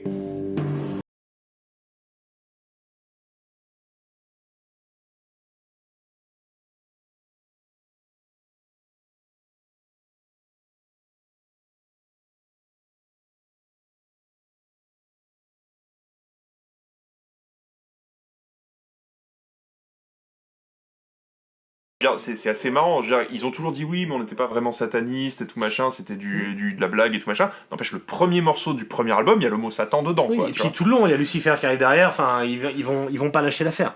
Mais du coup, cette chanson, qui donc a été agrémentée par la suite avec avec donc cette cloche, C'est la cet pluie, orage, etc., ce ouais. tonnerre, etc., va amener une ambiance quasiment jamais entendue. C'est-à-dire, je vous conseille encore aujourd'hui, on a été abreuvé de tonnes de musique, mais de faire l'expérience, de se mettre dans le noir avec le truc un peu fort, Ah ouais. un peu perdu dans la forêt, dans un qui font un peu la trouille, je vous assure que c'est glaçant. Ah oui, oui, c'est terrifiant. C'est un morceau qui fait encore peur. Oui, qui fait toujours peur. Ouais. Et l'interprétation d'Ozzy sur cette chanson est assez exceptionnelle. Et ce qui me permet d'ailleurs de dire, parce que il est de bon ton de dire qu'Ozzy est un mauvais chanteur, attention, sur ce morceau qui a été chanté par des millions de gens, et notamment par un excellent chanteur qui est Dio, quand Dio la chante, elle est intéressante parce qu'elle est juste, parce qu'elle est puissante, parce qu'il l'incarne, il est très théâtral dans sa façon de chanter. Mais il est incapable, lui comme les autres, de reprendre cette limite du gouffre qu'est celle d'Ozzy, qui est jamais vraiment dans le temps. Il chante pas dans le temps, il n'est pas tout à fait juste, mais il est dans cette zone grise. Je connais pas deux personnes capables d'être là-dedans. Non, ouais. C'est Rob Halford lui-même qui disait Ozzy has a voice. Tu vois, c'est vraiment, enfin, c'est vrai que la comparaison avec les versions chantées par Dio est assez frappante. Ouais. Dio la chante très bien, mais, Oui. mais quand il y a la fin justement où les moments où c'est l'abysse total, la peur, Oh no, please God help voilà, me. oh no, please God help me. Bon, Dio il en fait des caisses, c'est bien, mais c'est pas, voilà. Oui, mais tu as trouvé le mot. Dio, il rend cette chanson magistrale parce qu'il la surjoue, parce qu'il en fait des caisses, parce qu'il y met la puissance vocale. Ozzy, il n'a pas besoin de ça. Non, Ozzy, il la vit. Et puis il la vit, et surtout sa voix quand il dit. T'as l'impression qu'il est en train de se faire aspirer, quoi. Enfin, c'est incroyable, c'est assez Il y a incroyable. une vraie terreur dans sa Ouais. voix. Ouais, il y a une terreur absolue, ouais. Donc c'est une chanson qui est incroyable. Enfin, pour le coup, moi, c'est évidemment un des plus grands titres, à mon sens, existants. Et alors justement, dans les versions de luxe, où il y a des prises alternatives, Mhm. eh ben, ils la chantent très bien aussi, mais c'est moins bien. Oui. Donc ça veut dire qu'ils ont vraiment gardé la meilleure prise. La meilleure prise est celle où vraiment où l'effet est complet. Au bout, Ouais. Ouais. Et bien leur ont fait, parce que je pense que ça a énormément joué dans le succès du groupe. Une chanson qui donc est évidemment très emblématique et donc qui est suivie par The Wizard. Donc The Wizard qui donc est introduit par un harmonica, celui Alors ouais, d'Ozzy. c'est Ozzy qui joue de l'harmonica, et ça c'est assez marrant parce que en fait t'as du mal à te dire qu'il peut jouer vraiment d'un instrument, mais c'est vraiment lui qui joue. Et même dans les dernières tournées, là, notamment dans les années 2000, où ils avaient ressorti cette chanson qui n'a pas été jouée pendant presque 30 ans. Ouais. Alors, avec Tony Martin, ils l'ont ressorti un peu. D'ailleurs, Tony Martin fait des choses différentes à l'harmonica, donc c'est vraiment une autre Il interprétation. improvise un peu dessus. Voilà, il improvise un peu parce que Tony Martin est multi-instrumentiste, donc il sait mieux jouer que Ozzy. Par contre, Ozzy, dans les tournées dans les années 2000, c'était toujours lui qui l'a joué. Et tu te dis, mais comment il arrive à jouer de l'harmonica alors qu'il est complètement pété? Bah si, il Alors arrive. qu'il a des problèmes de souffle. Ouais. Et après le dernier concert donc, où j'étais, ils se sont retrouvés en répète, et il y a un petit document qui existe, qui est trouvable même. Oui, The Angel, machin là. Ouais, qu'on peut aussi voir sur YouTube, et il la joue de Wizard, et il prend l'harmonica, il tient très bien le thème. Ouais. Très très bien. C'est pas très compliqué. Non, c'est un thème simple, ouais. c'est un thème presque un peu western, Ouais. finalement. Voilà, moi j'y vois un petit côté la brute et le truand. Après ça c'est mon interprétation, enfin un petit côté Morricone, voilà, je cherchais ça. Et derrière, voilà, il y a les guitares qui arrivent, donc basse et guitare tout court, qui joue un blues assez heavy. On est encore dans un truc assez dur, mais c'est très blues. Est-ce que justement ce fait de foutre un harmonica, etc., est-ce que ce serait pas, alors ça c'est une théorie personnelle, est-ce que ce serait pas en fait une espèce d'héritage un peu de leurs influences Jethro Tull, justement, parce que le fait de foutre, tu vois, de foutre un instrument avant comme ça. Ouais, mais il y avait de la flûte à un moment. Ouais, le côté un peu folky, tu donc, vois. ouais, c'est possible. Folk blues, quoi. Ça serait pas un peu une espèce de survivance en fait de leur brève rencontre avec Jethro Tull, quoi. C'est possible aussi. Et c'est une chanson qui a encore une fois un riff très basique, même s'il est mortel, mais c'est une chanson qui à mon avis fonctionne énormément sur Bill Ward. Pour le coup, je trouve son pattern de batterie absolument exceptionnel, et je pense honnêtement que si tu simplifies ce swing-là sur un truc assez 4/4, assez batterie rock classique, je pense que la chanson peut être très mauvaise. Ah oui, non mais... En fait, bon, on pourra faire le bilan à la fin, mais l'album il tient parce que le groupe joue en permanence, quoi. Oui. C'est-à-dire que Ils c'est... se connaissent sur le bout. Voilà, ça groove, quoi. Ça groove parce qu'ils répètent tous les jours, quoi. Donc, Et d'ailleurs, preuve de ça, quand ils changeront de batteur, que Bill Ward sera remplacé par Vinny Appice, ouais. Les riffs sont plus les mêmes. Ouais, Pour le ouais, coup, on ouais. n'est plus sur des riffs simples, on est sur des riffs beaucoup plus complexes, avec un phrasé beaucoup plus fouillé, parce que derrière, Vinny Appice c'est un excellent batteur, hein, c'est pas pour le dénigrer Ouais. du tout, mais c'est plus le même swing. On Ah est bah sur oui, un oui. truc de dur, et donc là, on rentre dans le heavy metal pur des années 80. Quoi. Justement, le guitariste de mon groupe me disait toujours, parce que lui, pareil, il adorait Sabbath et tout, il me disait, à partir du moment où ils prennent Vinny Appice comme batteur, Black Sabbath cesse d'être jazz. Oui, complètement. Ouais. Complètement, mais je suis d'accord avec ça. Ce morceau, de quoi il parle ? Il y a deux versions, enfin il y a la version officielle et la version officieuse. Comme pour la plupart des morceaux de Sabbath, il y a l'inspiration culturelle qui est donc le Seigneur des Anneaux, le Wizard c'est Gandalf. Ouais. Voilà, Qui était après, aussi une des influences thématiques de Led Zeppelin aussi. Oui, avec, mais bien sûr. Bon, alors, c'est quelques années après, mais c'est The Battle Forevermore, donc c'est pareil. Alors justement, on en parlera sûrement juste après, mais il y a eu aussi une influence Lovecraft, tu vois, dans Behind the Wall of Sleep, où c'est une référence à Lovecraft. Donc du coup, on trouve des références en fait à la littérature anglo-saxonne. Et puis la pop culture qui venait de ressortir en poche, qui était là de nouveau un peu accessible aux jeunes. Alors ce morceau donc de Wizard est censé parler de Gandalf. Après tu regardes les paroles, ça reste très générique, et notamment si tu prends la phrase qui moi m'intéresse le plus là-dedans, qui est Never talking, keep on walking, spreading his magic. On peut être assez clair aussi du fait qu'il parle de leur dealer. Donc, non mais vraiment, je pense que ça a été dit par Ozzy après.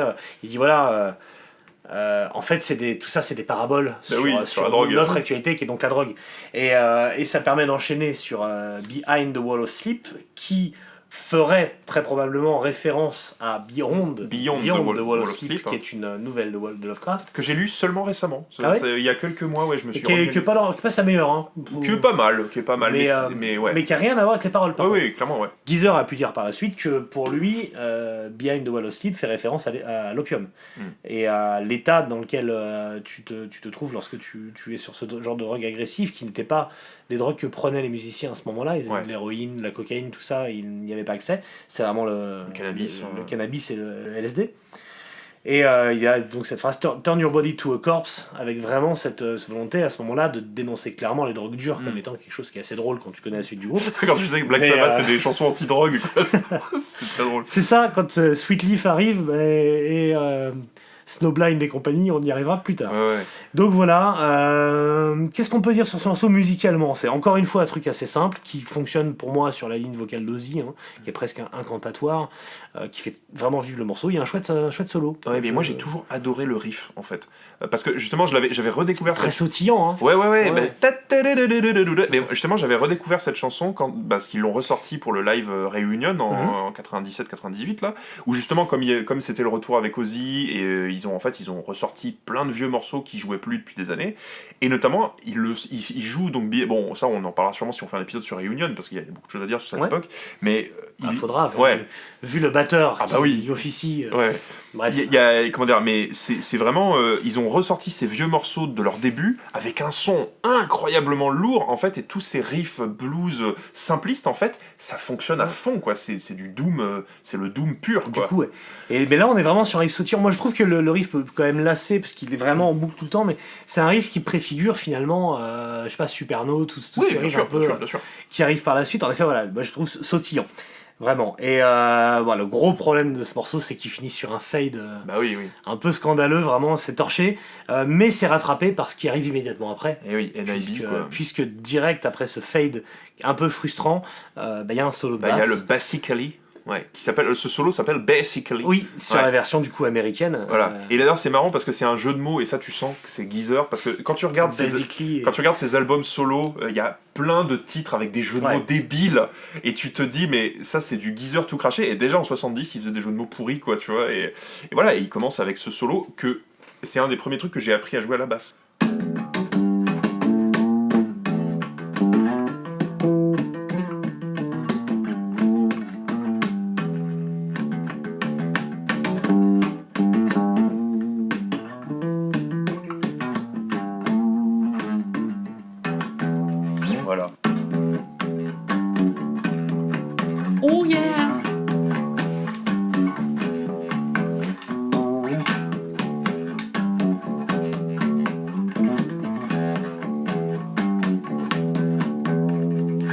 Donc NIB, c'est l'autre gros morceau du disque. Hein.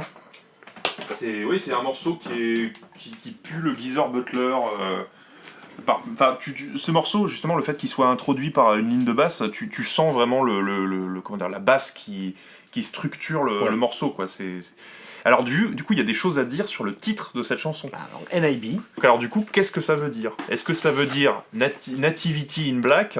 Moi, je pense qu'on est encore sur une petite pirouette. C'est qu'il y a eu pas mal de fanatiques qui ont vu en Nativity in Black, les initiales NIB, Nativity in Black, et qui, du coup, ont associé Black Sabbath à des délires sataniques. Ils ont été extrêmement sollicités par des petits groupuscules un peu de gens un peu particuliers, chose qu'ils ont toujours refusé parce que c'est pas leur délire. Donc je pense qu'ils ont fait opérer un rétro-pédalage de l'enfer en trouvant une version autour du nib, du coup la pointe de crayon qui serait la forme de la barbe de Bill Ward. Voilà. Bill Ward, on n'a pas dit que c'était ce qui se rapprochait le plus d'un clochard à l'époque. Et que du coup, il était souvent un peu crasse-pouic. C'est toujours un clochard d'ailleurs aujourd'hui. C'est vrai que c'est un clochard aisé, mais oui, il a toujours une dégaine, il est beaucoup plus marqué que les autres. Et dans sa tête, c'est un clochard aussi. C'est un drôle de personnage. Et donc voilà, moi je pense que derrière NIB, il y avait bien une Nativity in Black. Mais c'est un peu le même délire. C'est un peu le même délire que NTM. Est-ce que NTM ça veut dire nique ta mère ou est-ce que ça veut dire autre chose ? Et en fait, ils ont toujours entretenu le. Oui, ils diront tu mets ce que tu veux derrière, mais soyons sérieux. Quand t'as 20 ans, tu penses moins à Nib qu'à Nativity in Black, et pareil pour NTM. Et justement, ce qui est rigolo, c'est que sur 13, sur les versions bonus, il y a quand même un titre qui s'appelle Naïveté in Black. Et qui n'a rien à voir, en fait, c'est pas du tout une suite ou quoi que ça. Mais on peut y voir un clin d'œil à la naïveté des gens. Voilà, et c'est une blague en fait. Et ça, c'est pareil, c'est encore du Geezer Butler. Ça, c'est Geezer qui s'amuse à faire des jeux de mots avec les titres des chansons, quoi. Donc, Non, mais NIB, en fait, pour le coup, c'est pareil, c'est un des deux morceaux, pour moi en tant que fan, c'est un des deux morceaux iconiques de l'album. C'est-à-dire, il y a Black Sabbath. Et il y a NIB. Oui. C'est les deux titres d'ailleurs qui ont le plus survécu dans les setlists après. Hein. Ils ont continué de jouer NIB avec Dio. Exact. C'est Dio qui la chante bien d'ailleurs. Hein. Qui la chante très très bien. Ouais. D'ailleurs, même si ma mémoire est bonne, alors ça, pareil, on pourra en reparler si on fait des épisodes sur la carrière solo de Dio, mais Dio, dans son groupe qu'il avait avant Rainbow, qui était donc Elf et The Electric Elves, il faisait des reprises de Black Sabbath au début. Il faisait des reprises de Black Sabbath au début des années 70 quand il faisait des clubs et tout machin. Et je crois qu'ils avaient repris NIB. Donc il chantait déjà cette chanson à l'époque où il était pas très connu, tu vois. Donc il y a un lien, je pense qu'il avait déjà un lien personnel avec. Donc quand Yomi lui a dit qu'est-ce qu'on chante comme vieille chanson, il dit allez NIB, ok. C'est vrai, qui est donc encore joué aujourd'hui parce que notamment c'est aussi le moment de bravoure de Geezer, et puis c'est une bonne façon de reprendre le Ivy, quoi. C'est vraiment quand le riff arrive, même avec leur son actuel, c'est vrai que c'est quelque chose. En fait, le riff de NIB, en fait, c'est un des riffs emblématiques du métal, quoi. Tu peux le jouer avec n'importe quel son de guitare, ça fait lourd, quoi. Ouais, puis tu prends ce et derrière tu fais différemment, t'as 30 chansons qui te viennent, quoi. C'est une base, C'est les deux, pour moi, c'est les deux morceaux emblématiques. Alors peut-être on peut rajouter The Wizard, justement. J'aurais rajouté Warning, moi, si tu me demandes mon top 3. Le truc de Warning, c'est que c'est pas une chanson de Black Sabbath. Oui. On va en parler, ça, mais c'est pas une chanson de Black Sabbath. Alors que, tu vois, The Wizard, justement, tu as l'enchaînement Black Sabbath, puis The Wizard, qui est aussi un petit peu angoissante. T'as deux morceaux un peu flippants, quoi. Donc après, t'as des morceaux un peu plus funky, genre NIB, ou les trucs Heavy Woman, etc. Mais...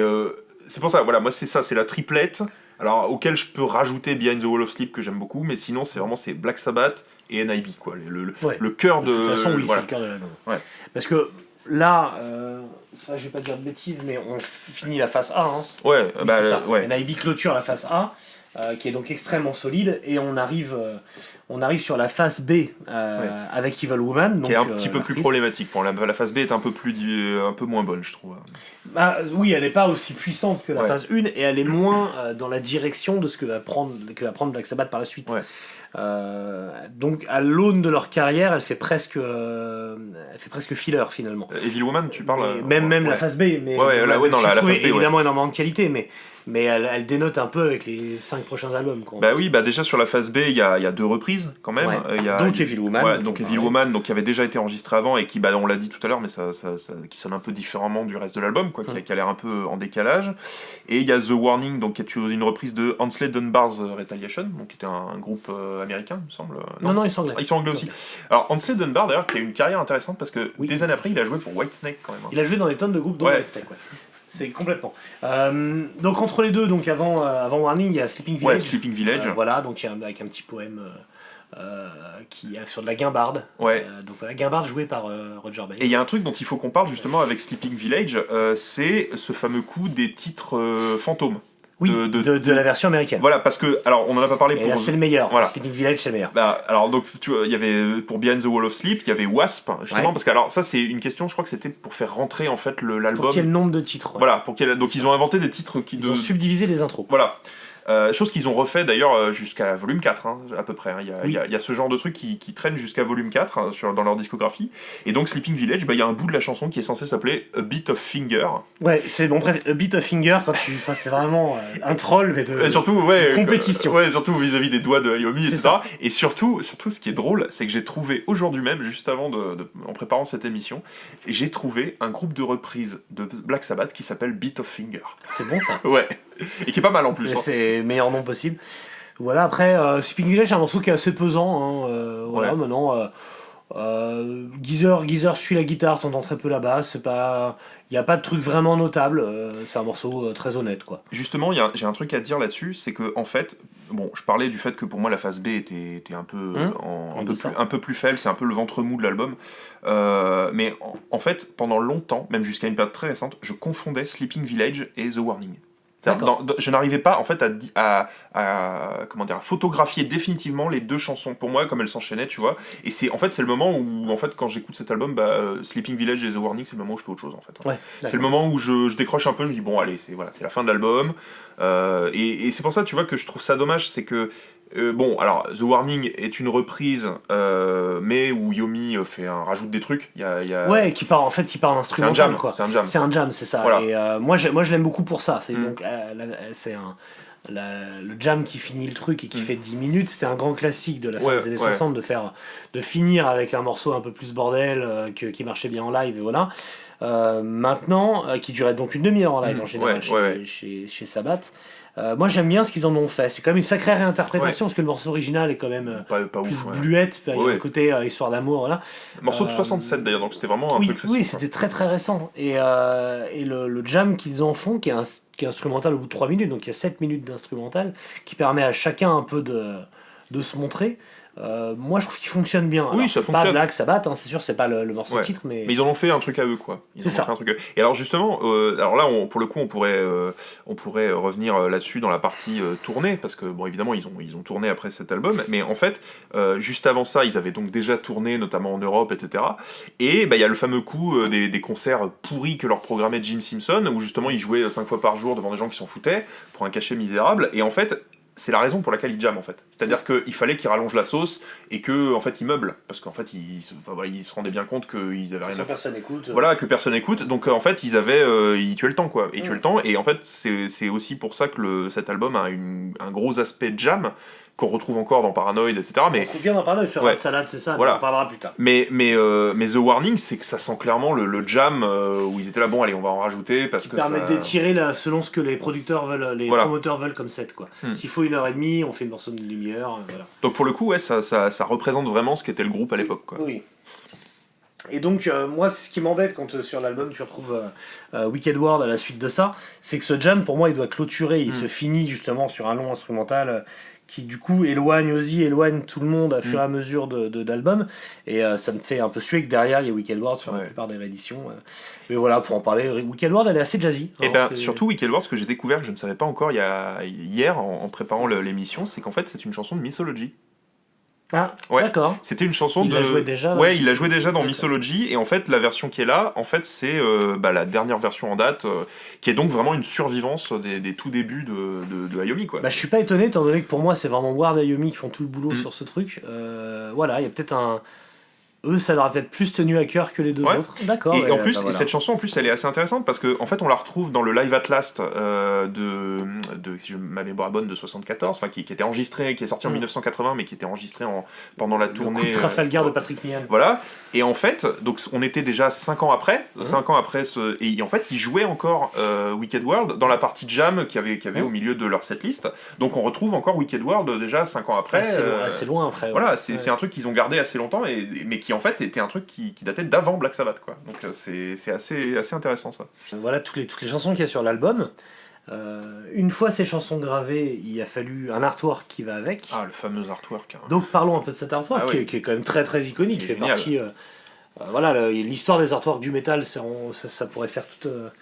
C'est une sacrée aventure parce que le visuel est très important dans cette musique notamment. Et celui de Black Sabbath.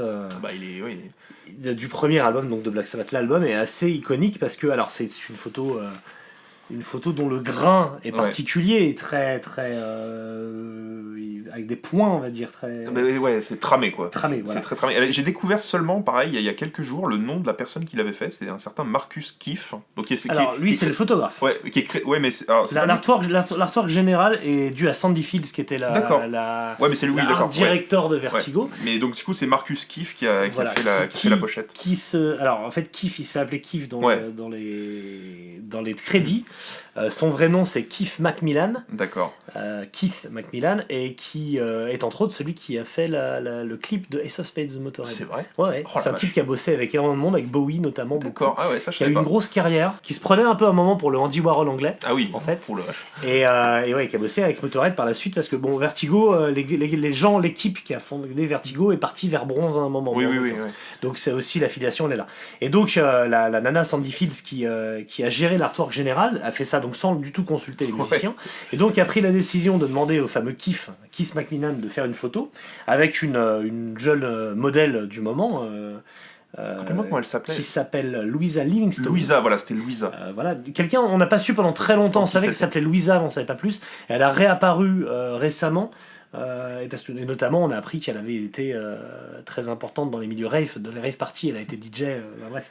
Et donc c'était une très jolie brune femme de ce qu'on raconte, parce que la pochette permet pas vraiment de le savoir, et notamment, donc plusieurs infos à savoir, donc on sait tous que c'est le moulin de Maple Dunham qui est derrière. Ouais, qui est un endroit très connu apparemment, qui se visite beaucoup, et qui se visitait déjà beaucoup avant que ça soit sur la pochette du Sab, quoi. Il y a même des gens qui le visitent alors qu'ils savent même pas qu'ils connaissent même pas Black Sabbath et tout. Enfin, c'est un lieu touristique. C'est vrai qu'il y a quoi en gros à 2 heures de Londres à peu près, qui n'est pas du tout à Birmingham. Non, mais c'est un endroit touristique assez connu en Angleterre. Quoi, donc c'est un moulin, voilà, qui est assez joli.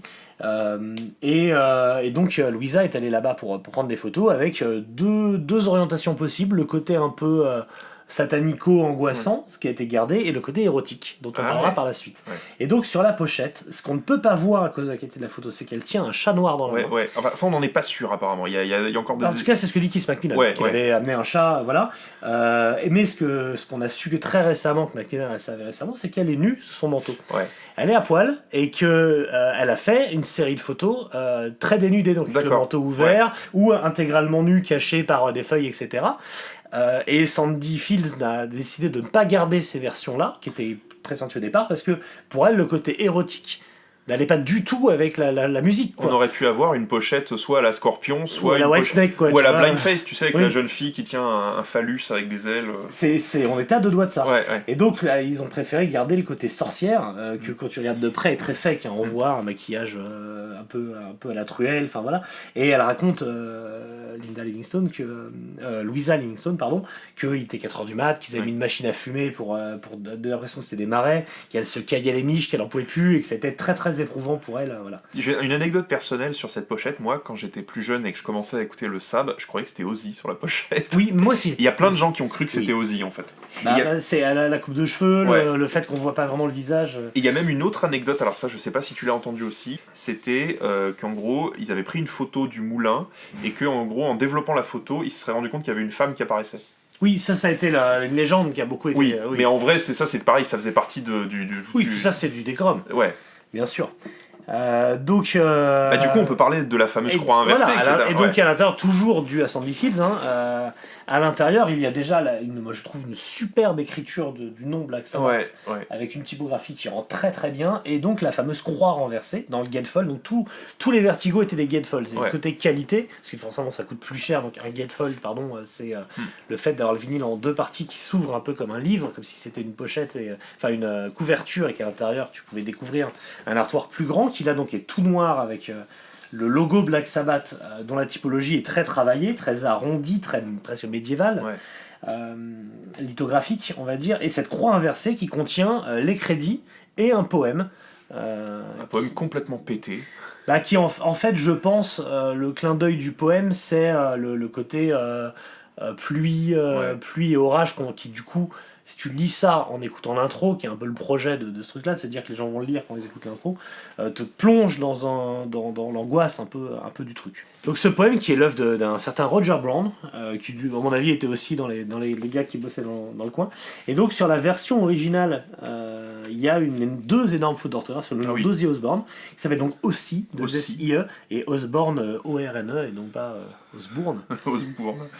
Donc voilà, et pour être même très très très précis, sur la toute première version, il y avait une erreur sur le warning qui, au lieu de dire copyright subsist in all Vertigo recording, disait in all, je crois, village recording, si je dis pas de bêtises. Donc il y en a quelques-uns qui sont les exemplaires les plus chers que tu puisses trouver, qui sont avec cette faute. Et je crois qu'il en existe même des exemplaires où le gatefold n'est pas noir mais blanc. Ah, ça j'ai jamais vu. Mais alors la plupart ils sont noirs, mais j'en ai vu une erreur d'impression du coup. Ouais, ou ce serait juste ils auraient inversé pour des raisons peut-être d'économie d'encre, j'en sais rien. Je sais pas.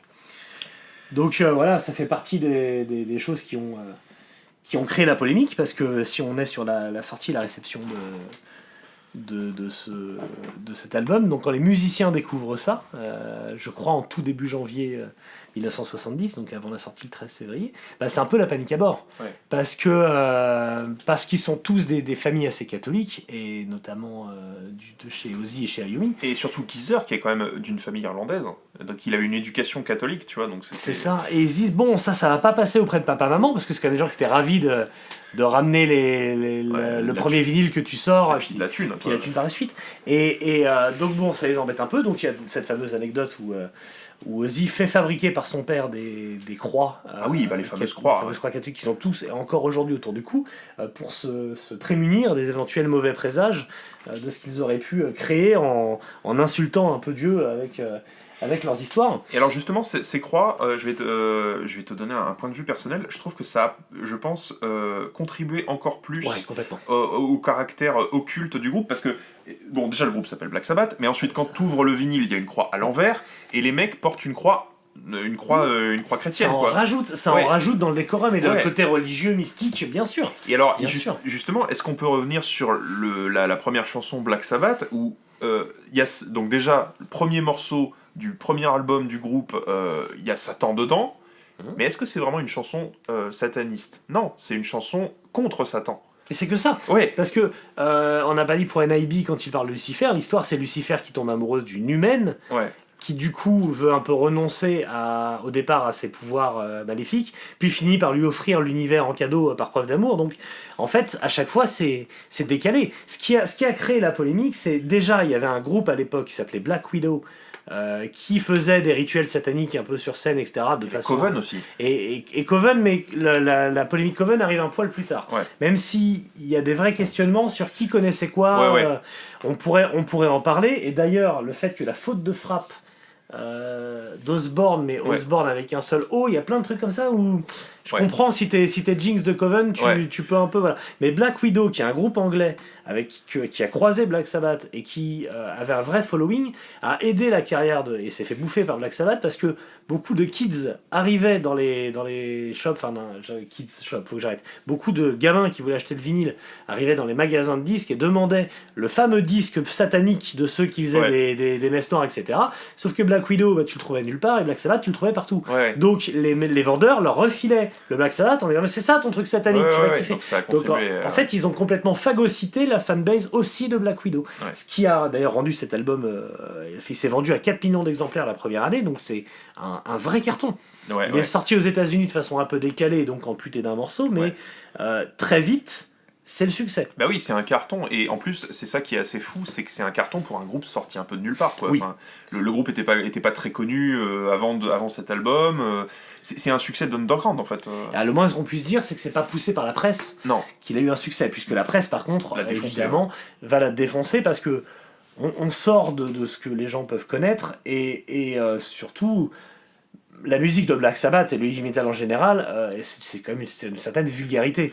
Et on peut comprendre qu'une presse qui va chercher la majesté, qui va disséquer les Beatles ou les Stones, se prend un truc très prolo, très crachat à la gueule, qui peut très mal passer si tu comprends pas le second degré, qu'il y a là-dedans et le côté un peu décomplexé, quoi. Alors justement, là on est déjà en 1970. En fait, c'est pour le coup, il y a vraiment un basculement, comme dirait Patrick Boucheron, il y a vraiment un basculement en fait historique, parce que en fait on est déjà dans une nouvelle ère. C'est-à-dire que t'as Black Sabbath qui sort en février 70, mais la même année t'as In Rock de Deep Purple, donc qui a un changement radical par rapport à leurs 3 premiers albums qui étaient psyché, prog et tout machin. T'as Led Zeppelin, bon, alors, qui avait déjà 2 albums, voilà, qui avait déjà 2 albums, mais qui commence à s'établir comme étant le groupe lourd qui marche. T'as Immigrant Song qui sort. Voilà. Après on peut aller plus loin. T'as Uriah Heep aussi qui sort. Oui, qui sort Gypsy. t'as Butcher, t'as Butcher, etc. T'as du lourd qui arrive et en fait, mais Black Sabbath, c'est un peu comment dire, justement, alors c'est ça qui est assez différent du reste, c'est que c'est un groupe qui venait vraiment de beaucoup plus bas, et qui arrive avec un truc qui ressemble à rien d'autre, quoi. Ça ressemble ni à Led Zeppelin, ça ressemble pas à Deep Purple, donc t'imagines les gens qui sont à cette époque-là, qui ont eu l'habitude depuis des années de se prendre du prog, du psyché, etc. machin, enfin le prog, quoique le prog c'est un peu, ça arrive un peu en même temps. T'as Jethro Tull, t'as quand même des voilà. trucs, Mais t'as des trucs plus folky, Nice. bon, et puis bam, ça, le premier album de Black Sabbath, In Rock, etc. Tu dis putain, là en fait, je vais te raconter une histoire personnelle. Ma mère, pendant longtemps, le hard rock ça l'intéressait pas, etc. Puis un jour, elle a écouté Kashmir à la radio de Led Zeppelin. Et en fait, elle s'est dit, à ce moment-là, en entendant ça, elle était dans sa voiture, elle s'est dit, je crois qu'on a vraiment changé d'époque là. Tu vois, en fait, elle a compris, rien qu'en entendant Kashmir de Led Zeppelin, qu'elle était rentrée dans une nouvelle ère, en fait, culturelle. Et en fait, je pense, bon, c'est une théorie, qu'en fait, les gens qui ont découvert ça en 70, ils ont dû se dire ça aussi. Ils ont dû se dire, le monde a changé. Parce qu'il y a un groupe qu'on n'a pas cité, et quand on parle de Sabbath, il faut le citer, c'est Cream. Cream, donc, qui était un super groupe également, puisque c'était 3 musiciens très établis, Clapton, Baker et Bruce. Qui a été une sorte de comète, parce que ça n'a pas duré très longtemps, un petit peu moins de 3 ans au final, mais qui a fait changer d'air la musique dans le côté un peu heavy, le côté un peu jam, et dans la puissance de ses concerts. C'est notamment en concert que Cream a pris toute son importance, et c'était un groupe très chouchou des médias, des journalistes. Et quand Black Sabbath arrive, ils ont ce côté un peu jam, un peu jazzy, tout en étant lourd. Geezer essaie de faire du Jack Bruce. Et oui, en plus Geezer, quand il Bruce, était fan de Jack Bruce, et c'est l'une des raisons pour lesquelles il est passé à la basse, c'est qu'il s'est dit, ce gars-là m'a décomplexé sur l'utilité de cet instrument, quoi. Ce qu'on pouvait faire avec un instrument, même s'il n'avait pas le niveau de Jack Bruce pendant très longtemps, enfin, il a fallu qu'il cravache. Hein. Mais donc ils ont été comparés à Cream absolument constamment. Et notamment la fameuse réplique de Lester Bangs, qui a fait une chronique assassine, beaucoup plus longue que ce que je vais dire, mais qui conclut en gros en disant que Black Sabbath c'est Cream mais en pire, parce que lui il aimait pas Cream non plus. Il y a dans ce Village Voice, il parle de conneries nécromanciennes. Voilà, c'est d'ailleurs surtout le côté sataniste qui polarise les réactions et qui fait que toutes les interviews des années 70 que tu peux trouver de Sabbath, qui sont beaucoup interviewées, notamment dans cette période entre la sortie américaine du premier album et la sortie anglaise de Paranoid, de ces quelques semaines, mois, ils ne vont que se défendre du satanisme en disant c'est pas de notre faute, on n'y est pour rien, on veut pas ça, c'est pas l'idée, on est mal compris, on peut plus rien dire, on est là-dessus. Et voilà, et la plus belle phrase que moi j'ai pu trouver écrite sur Sabbath de cette époque, elle vient de Keith Atlam dans Record Mirror, qui dit « Nobody but the public digs Sabbath ». Personne, à part le public, n'aime Sabbath. C'est représentatif, en fait. En fait, c'est ça, la musique prolétaire. Ouais, c'est ça. Finalement. C'est du punk, en fait. C'est du punk. Il n'y a que les kids, les jeunes qui, eux, s'amassent par milliers dans les salles de concert. Mais en fait, c'est eux Ouais. Et en fait, alors, justement, tu parles de Lester Bangs, parce que Lester Bangs, qui évidemment déglinguait Led Zeppelin aussi, donc... déglinguait tout ce qui était tout ce qui était avant, quoi. Mais celui qui les a défendus à l'époque, c'est John Peel. Oui. On n'a pas parlé de Top Gear, oui, c'est vrai. Ouais, c'est vrai, parce que, voilà. John Peel qui a fait jouer tous les gros groupes anglais... Enfin voilà, et après, 20 ans après, il faisait jouer Napalm Death, 30 ans après, ouais. Et donc, il avait eu le flair que les autres n'avaient pas, quoi, John Peel. Donc je pense que quand il a vu arriver Black Sabbath, il a dû se dire, ah, voilà. Oui. Il a aidé énormément de groupes, et notamment, donc, il avait d'abord, avant les Peel Sessions, Il avait une émission qui s'appelait Top Gear, voilà, et donc c'est le 11 novembre, donc quelques jours avant le passage en studio, que le groupe passe enregistrer.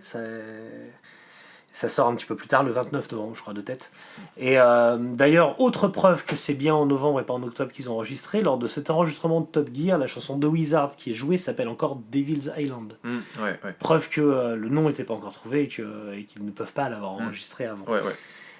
Voilà. Et oui, donc la prestation de Top Gear qui est très, très facilement disponible, qui existe en vinyle. Je l'ai en bootleg. Ouais. Voilà, je crois que c'est bootleg, mais qu'on peut retrouver aussi sur YouTube. Ça montre Ah ce qu'était aussi Sabbath live à l'époque. Ce qui a vachement changé du passage à Top of the Pops après. Des années après. Donc voilà, c'est vrai que John Peel les a beaucoup soutenus et c'était un des rares. Il se faisait un peu démonter partout. Ouais. Mais par contre, gros carton, grosse tournée, peu d'argent, parce que toujours Jim Simpson et ses affres. Ouais. Mais par contre, cette fois, ils vont tourner aux États-Unis. Et la première tournée américaine arrive quasi immédiatement, le temps de préparer la sortie chez Warner, du coup. Et ils tournent avec la crème du proto-hard rock du moment, parce que les concerts, c'est avec Cactus, Mountain, Canad Heat, Fleetwood Mac. Il y avait déjà Deep Purple, je crois. Jethro Tull, oui, mais en Angleterre. Ouais, mais bon, voilà. Je crois même qu'il y avait même une date. Il y a eu des dates avec Pink Floyd et King Crimson aussi, même, je crois. En Angleterre, c'est possible. Ils ont fait quelques festivals, mais là, je fais plutôt aux USA. Il y a eu Grand Funk Railroad aussi, et Nazareth. Donc la crème du hard rock, en fait, du hard rock américain et anglo-saxon. Et Mountain, on en reparlera, puisque c'est Leslie West de Mountain qui les initie à la cocaïne. Donc on en reparlera un peu plus tard. Donc voilà une réception qui a un carton public et non critique. Une tournée derrière qui est assez importante, les États-Unis immédiatement, donc les deux côtes, en gros, très peu de concerts entre les deux, mais c'était habituel à l'époque.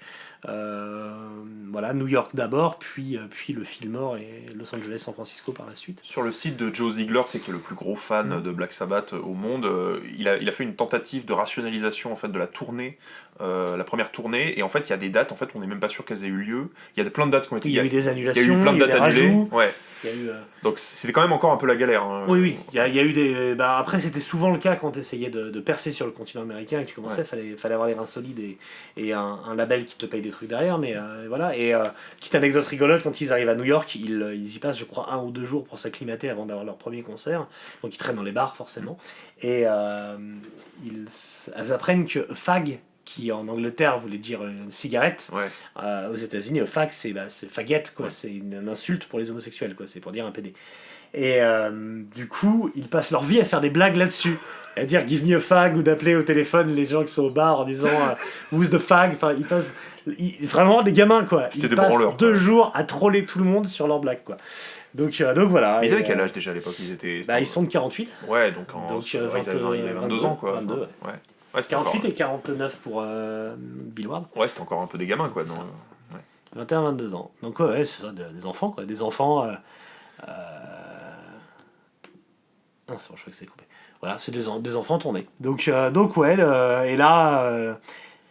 alors là, on parlait de la tournée américaine, il y a avant, mais on en reparlera dans le prochain podcast du coup sur Paranoid, il y a eu toute la partie résidence à Zurich, au Beat Club, la fameuse résidence et la fameuse galère, parce que c'était un squad de toxicos tenu par un médecin un peu barge, enfin un truc, je vous tease le prochain truc, où la moitié de Paranoid a été composée là-bas. Voilà pour cet album, on a bien fait 1h30, 1h40 d'émission. N'hésitez pas à nous faire des retours, ce que vous en avez pensé, rajouter des infos, des anecdotes personnelles sur l'album ou sur des fun facts ou des trucs qui viennent là-dessus. Alors moi j'avais une petite perception personnelle de cet album, c'est qu'en fait pendant longtemps cet album c'est un des albums que j'ai un peu négligé en fait. C'est-à-dire que je pense que pour beaucoup de gens en fait le vrai début de Black Sabbath c'est Paranoid, quoi. Paranoid c'est le tube immortel de Black Sabbath que tout le monde connaît, que même des gens qui aiment pas Black Sabbath connaissent. Et en fait le premier album je trouve rétrospectivement que c'est un peu un album négligé, enfin pas très bien connu en fait. D'ailleurs, même en préparant l'émission, je me suis rappelé en fait qu'il y avait des choses qui existaient dans cet album et que on a souvent l'impression en fait que la carrière de Black Sabbath commence à vraiment être Paranoid, mais en fait non. En fait, il y a eu cet album avant qui pose des fondations quand même assez importantes. Et qui a déjà marché à l'époque. Ouais, qui a déjà marché à l'époque. C'est-à-dire que c'est pas Paranoid qui est arrivé, qui a été. C'est juste qu'après ça a cartonné. Voilà, ça a vraiment cartonné, mais Black Sabbath était déjà le premier était déjà un gros machin quoi. D'ailleurs, j'ai pas précisé, mais l'album il charte à la 8ème place en Angleterre et 23ème place aux USA en chart maximum. Donc ce qui est très correct pour une première sortie d'un groupe comme ça. Hein. C'est vraiment. Et donc 4 millions en tout, dont 1 million et quelques aux États-Unis. Et du coup, très réédité par la suite. On a parlé de la fameuse version Deluxe de 2009, mais il y a eu des rééditions avant, notamment alors celle-ci que j'ai, qui est la version Sanctuary de 2004, donc en CD, qui est en fait une réédition d'un truc qui était sorti en 96, donc qui était déjà le premier remaster. Gros repress, remaster. Mais je crois que c'était la première fois qu'il était remasterisé. Ouais. Alors je pense qu'il avait déjà été remasterisé peut-être pour les CD quand ils avaient commencé à sortir des CD dans les années 80, quand il y avait les premières versions CD qui étaient un peu schlag à l'époque. Ouais.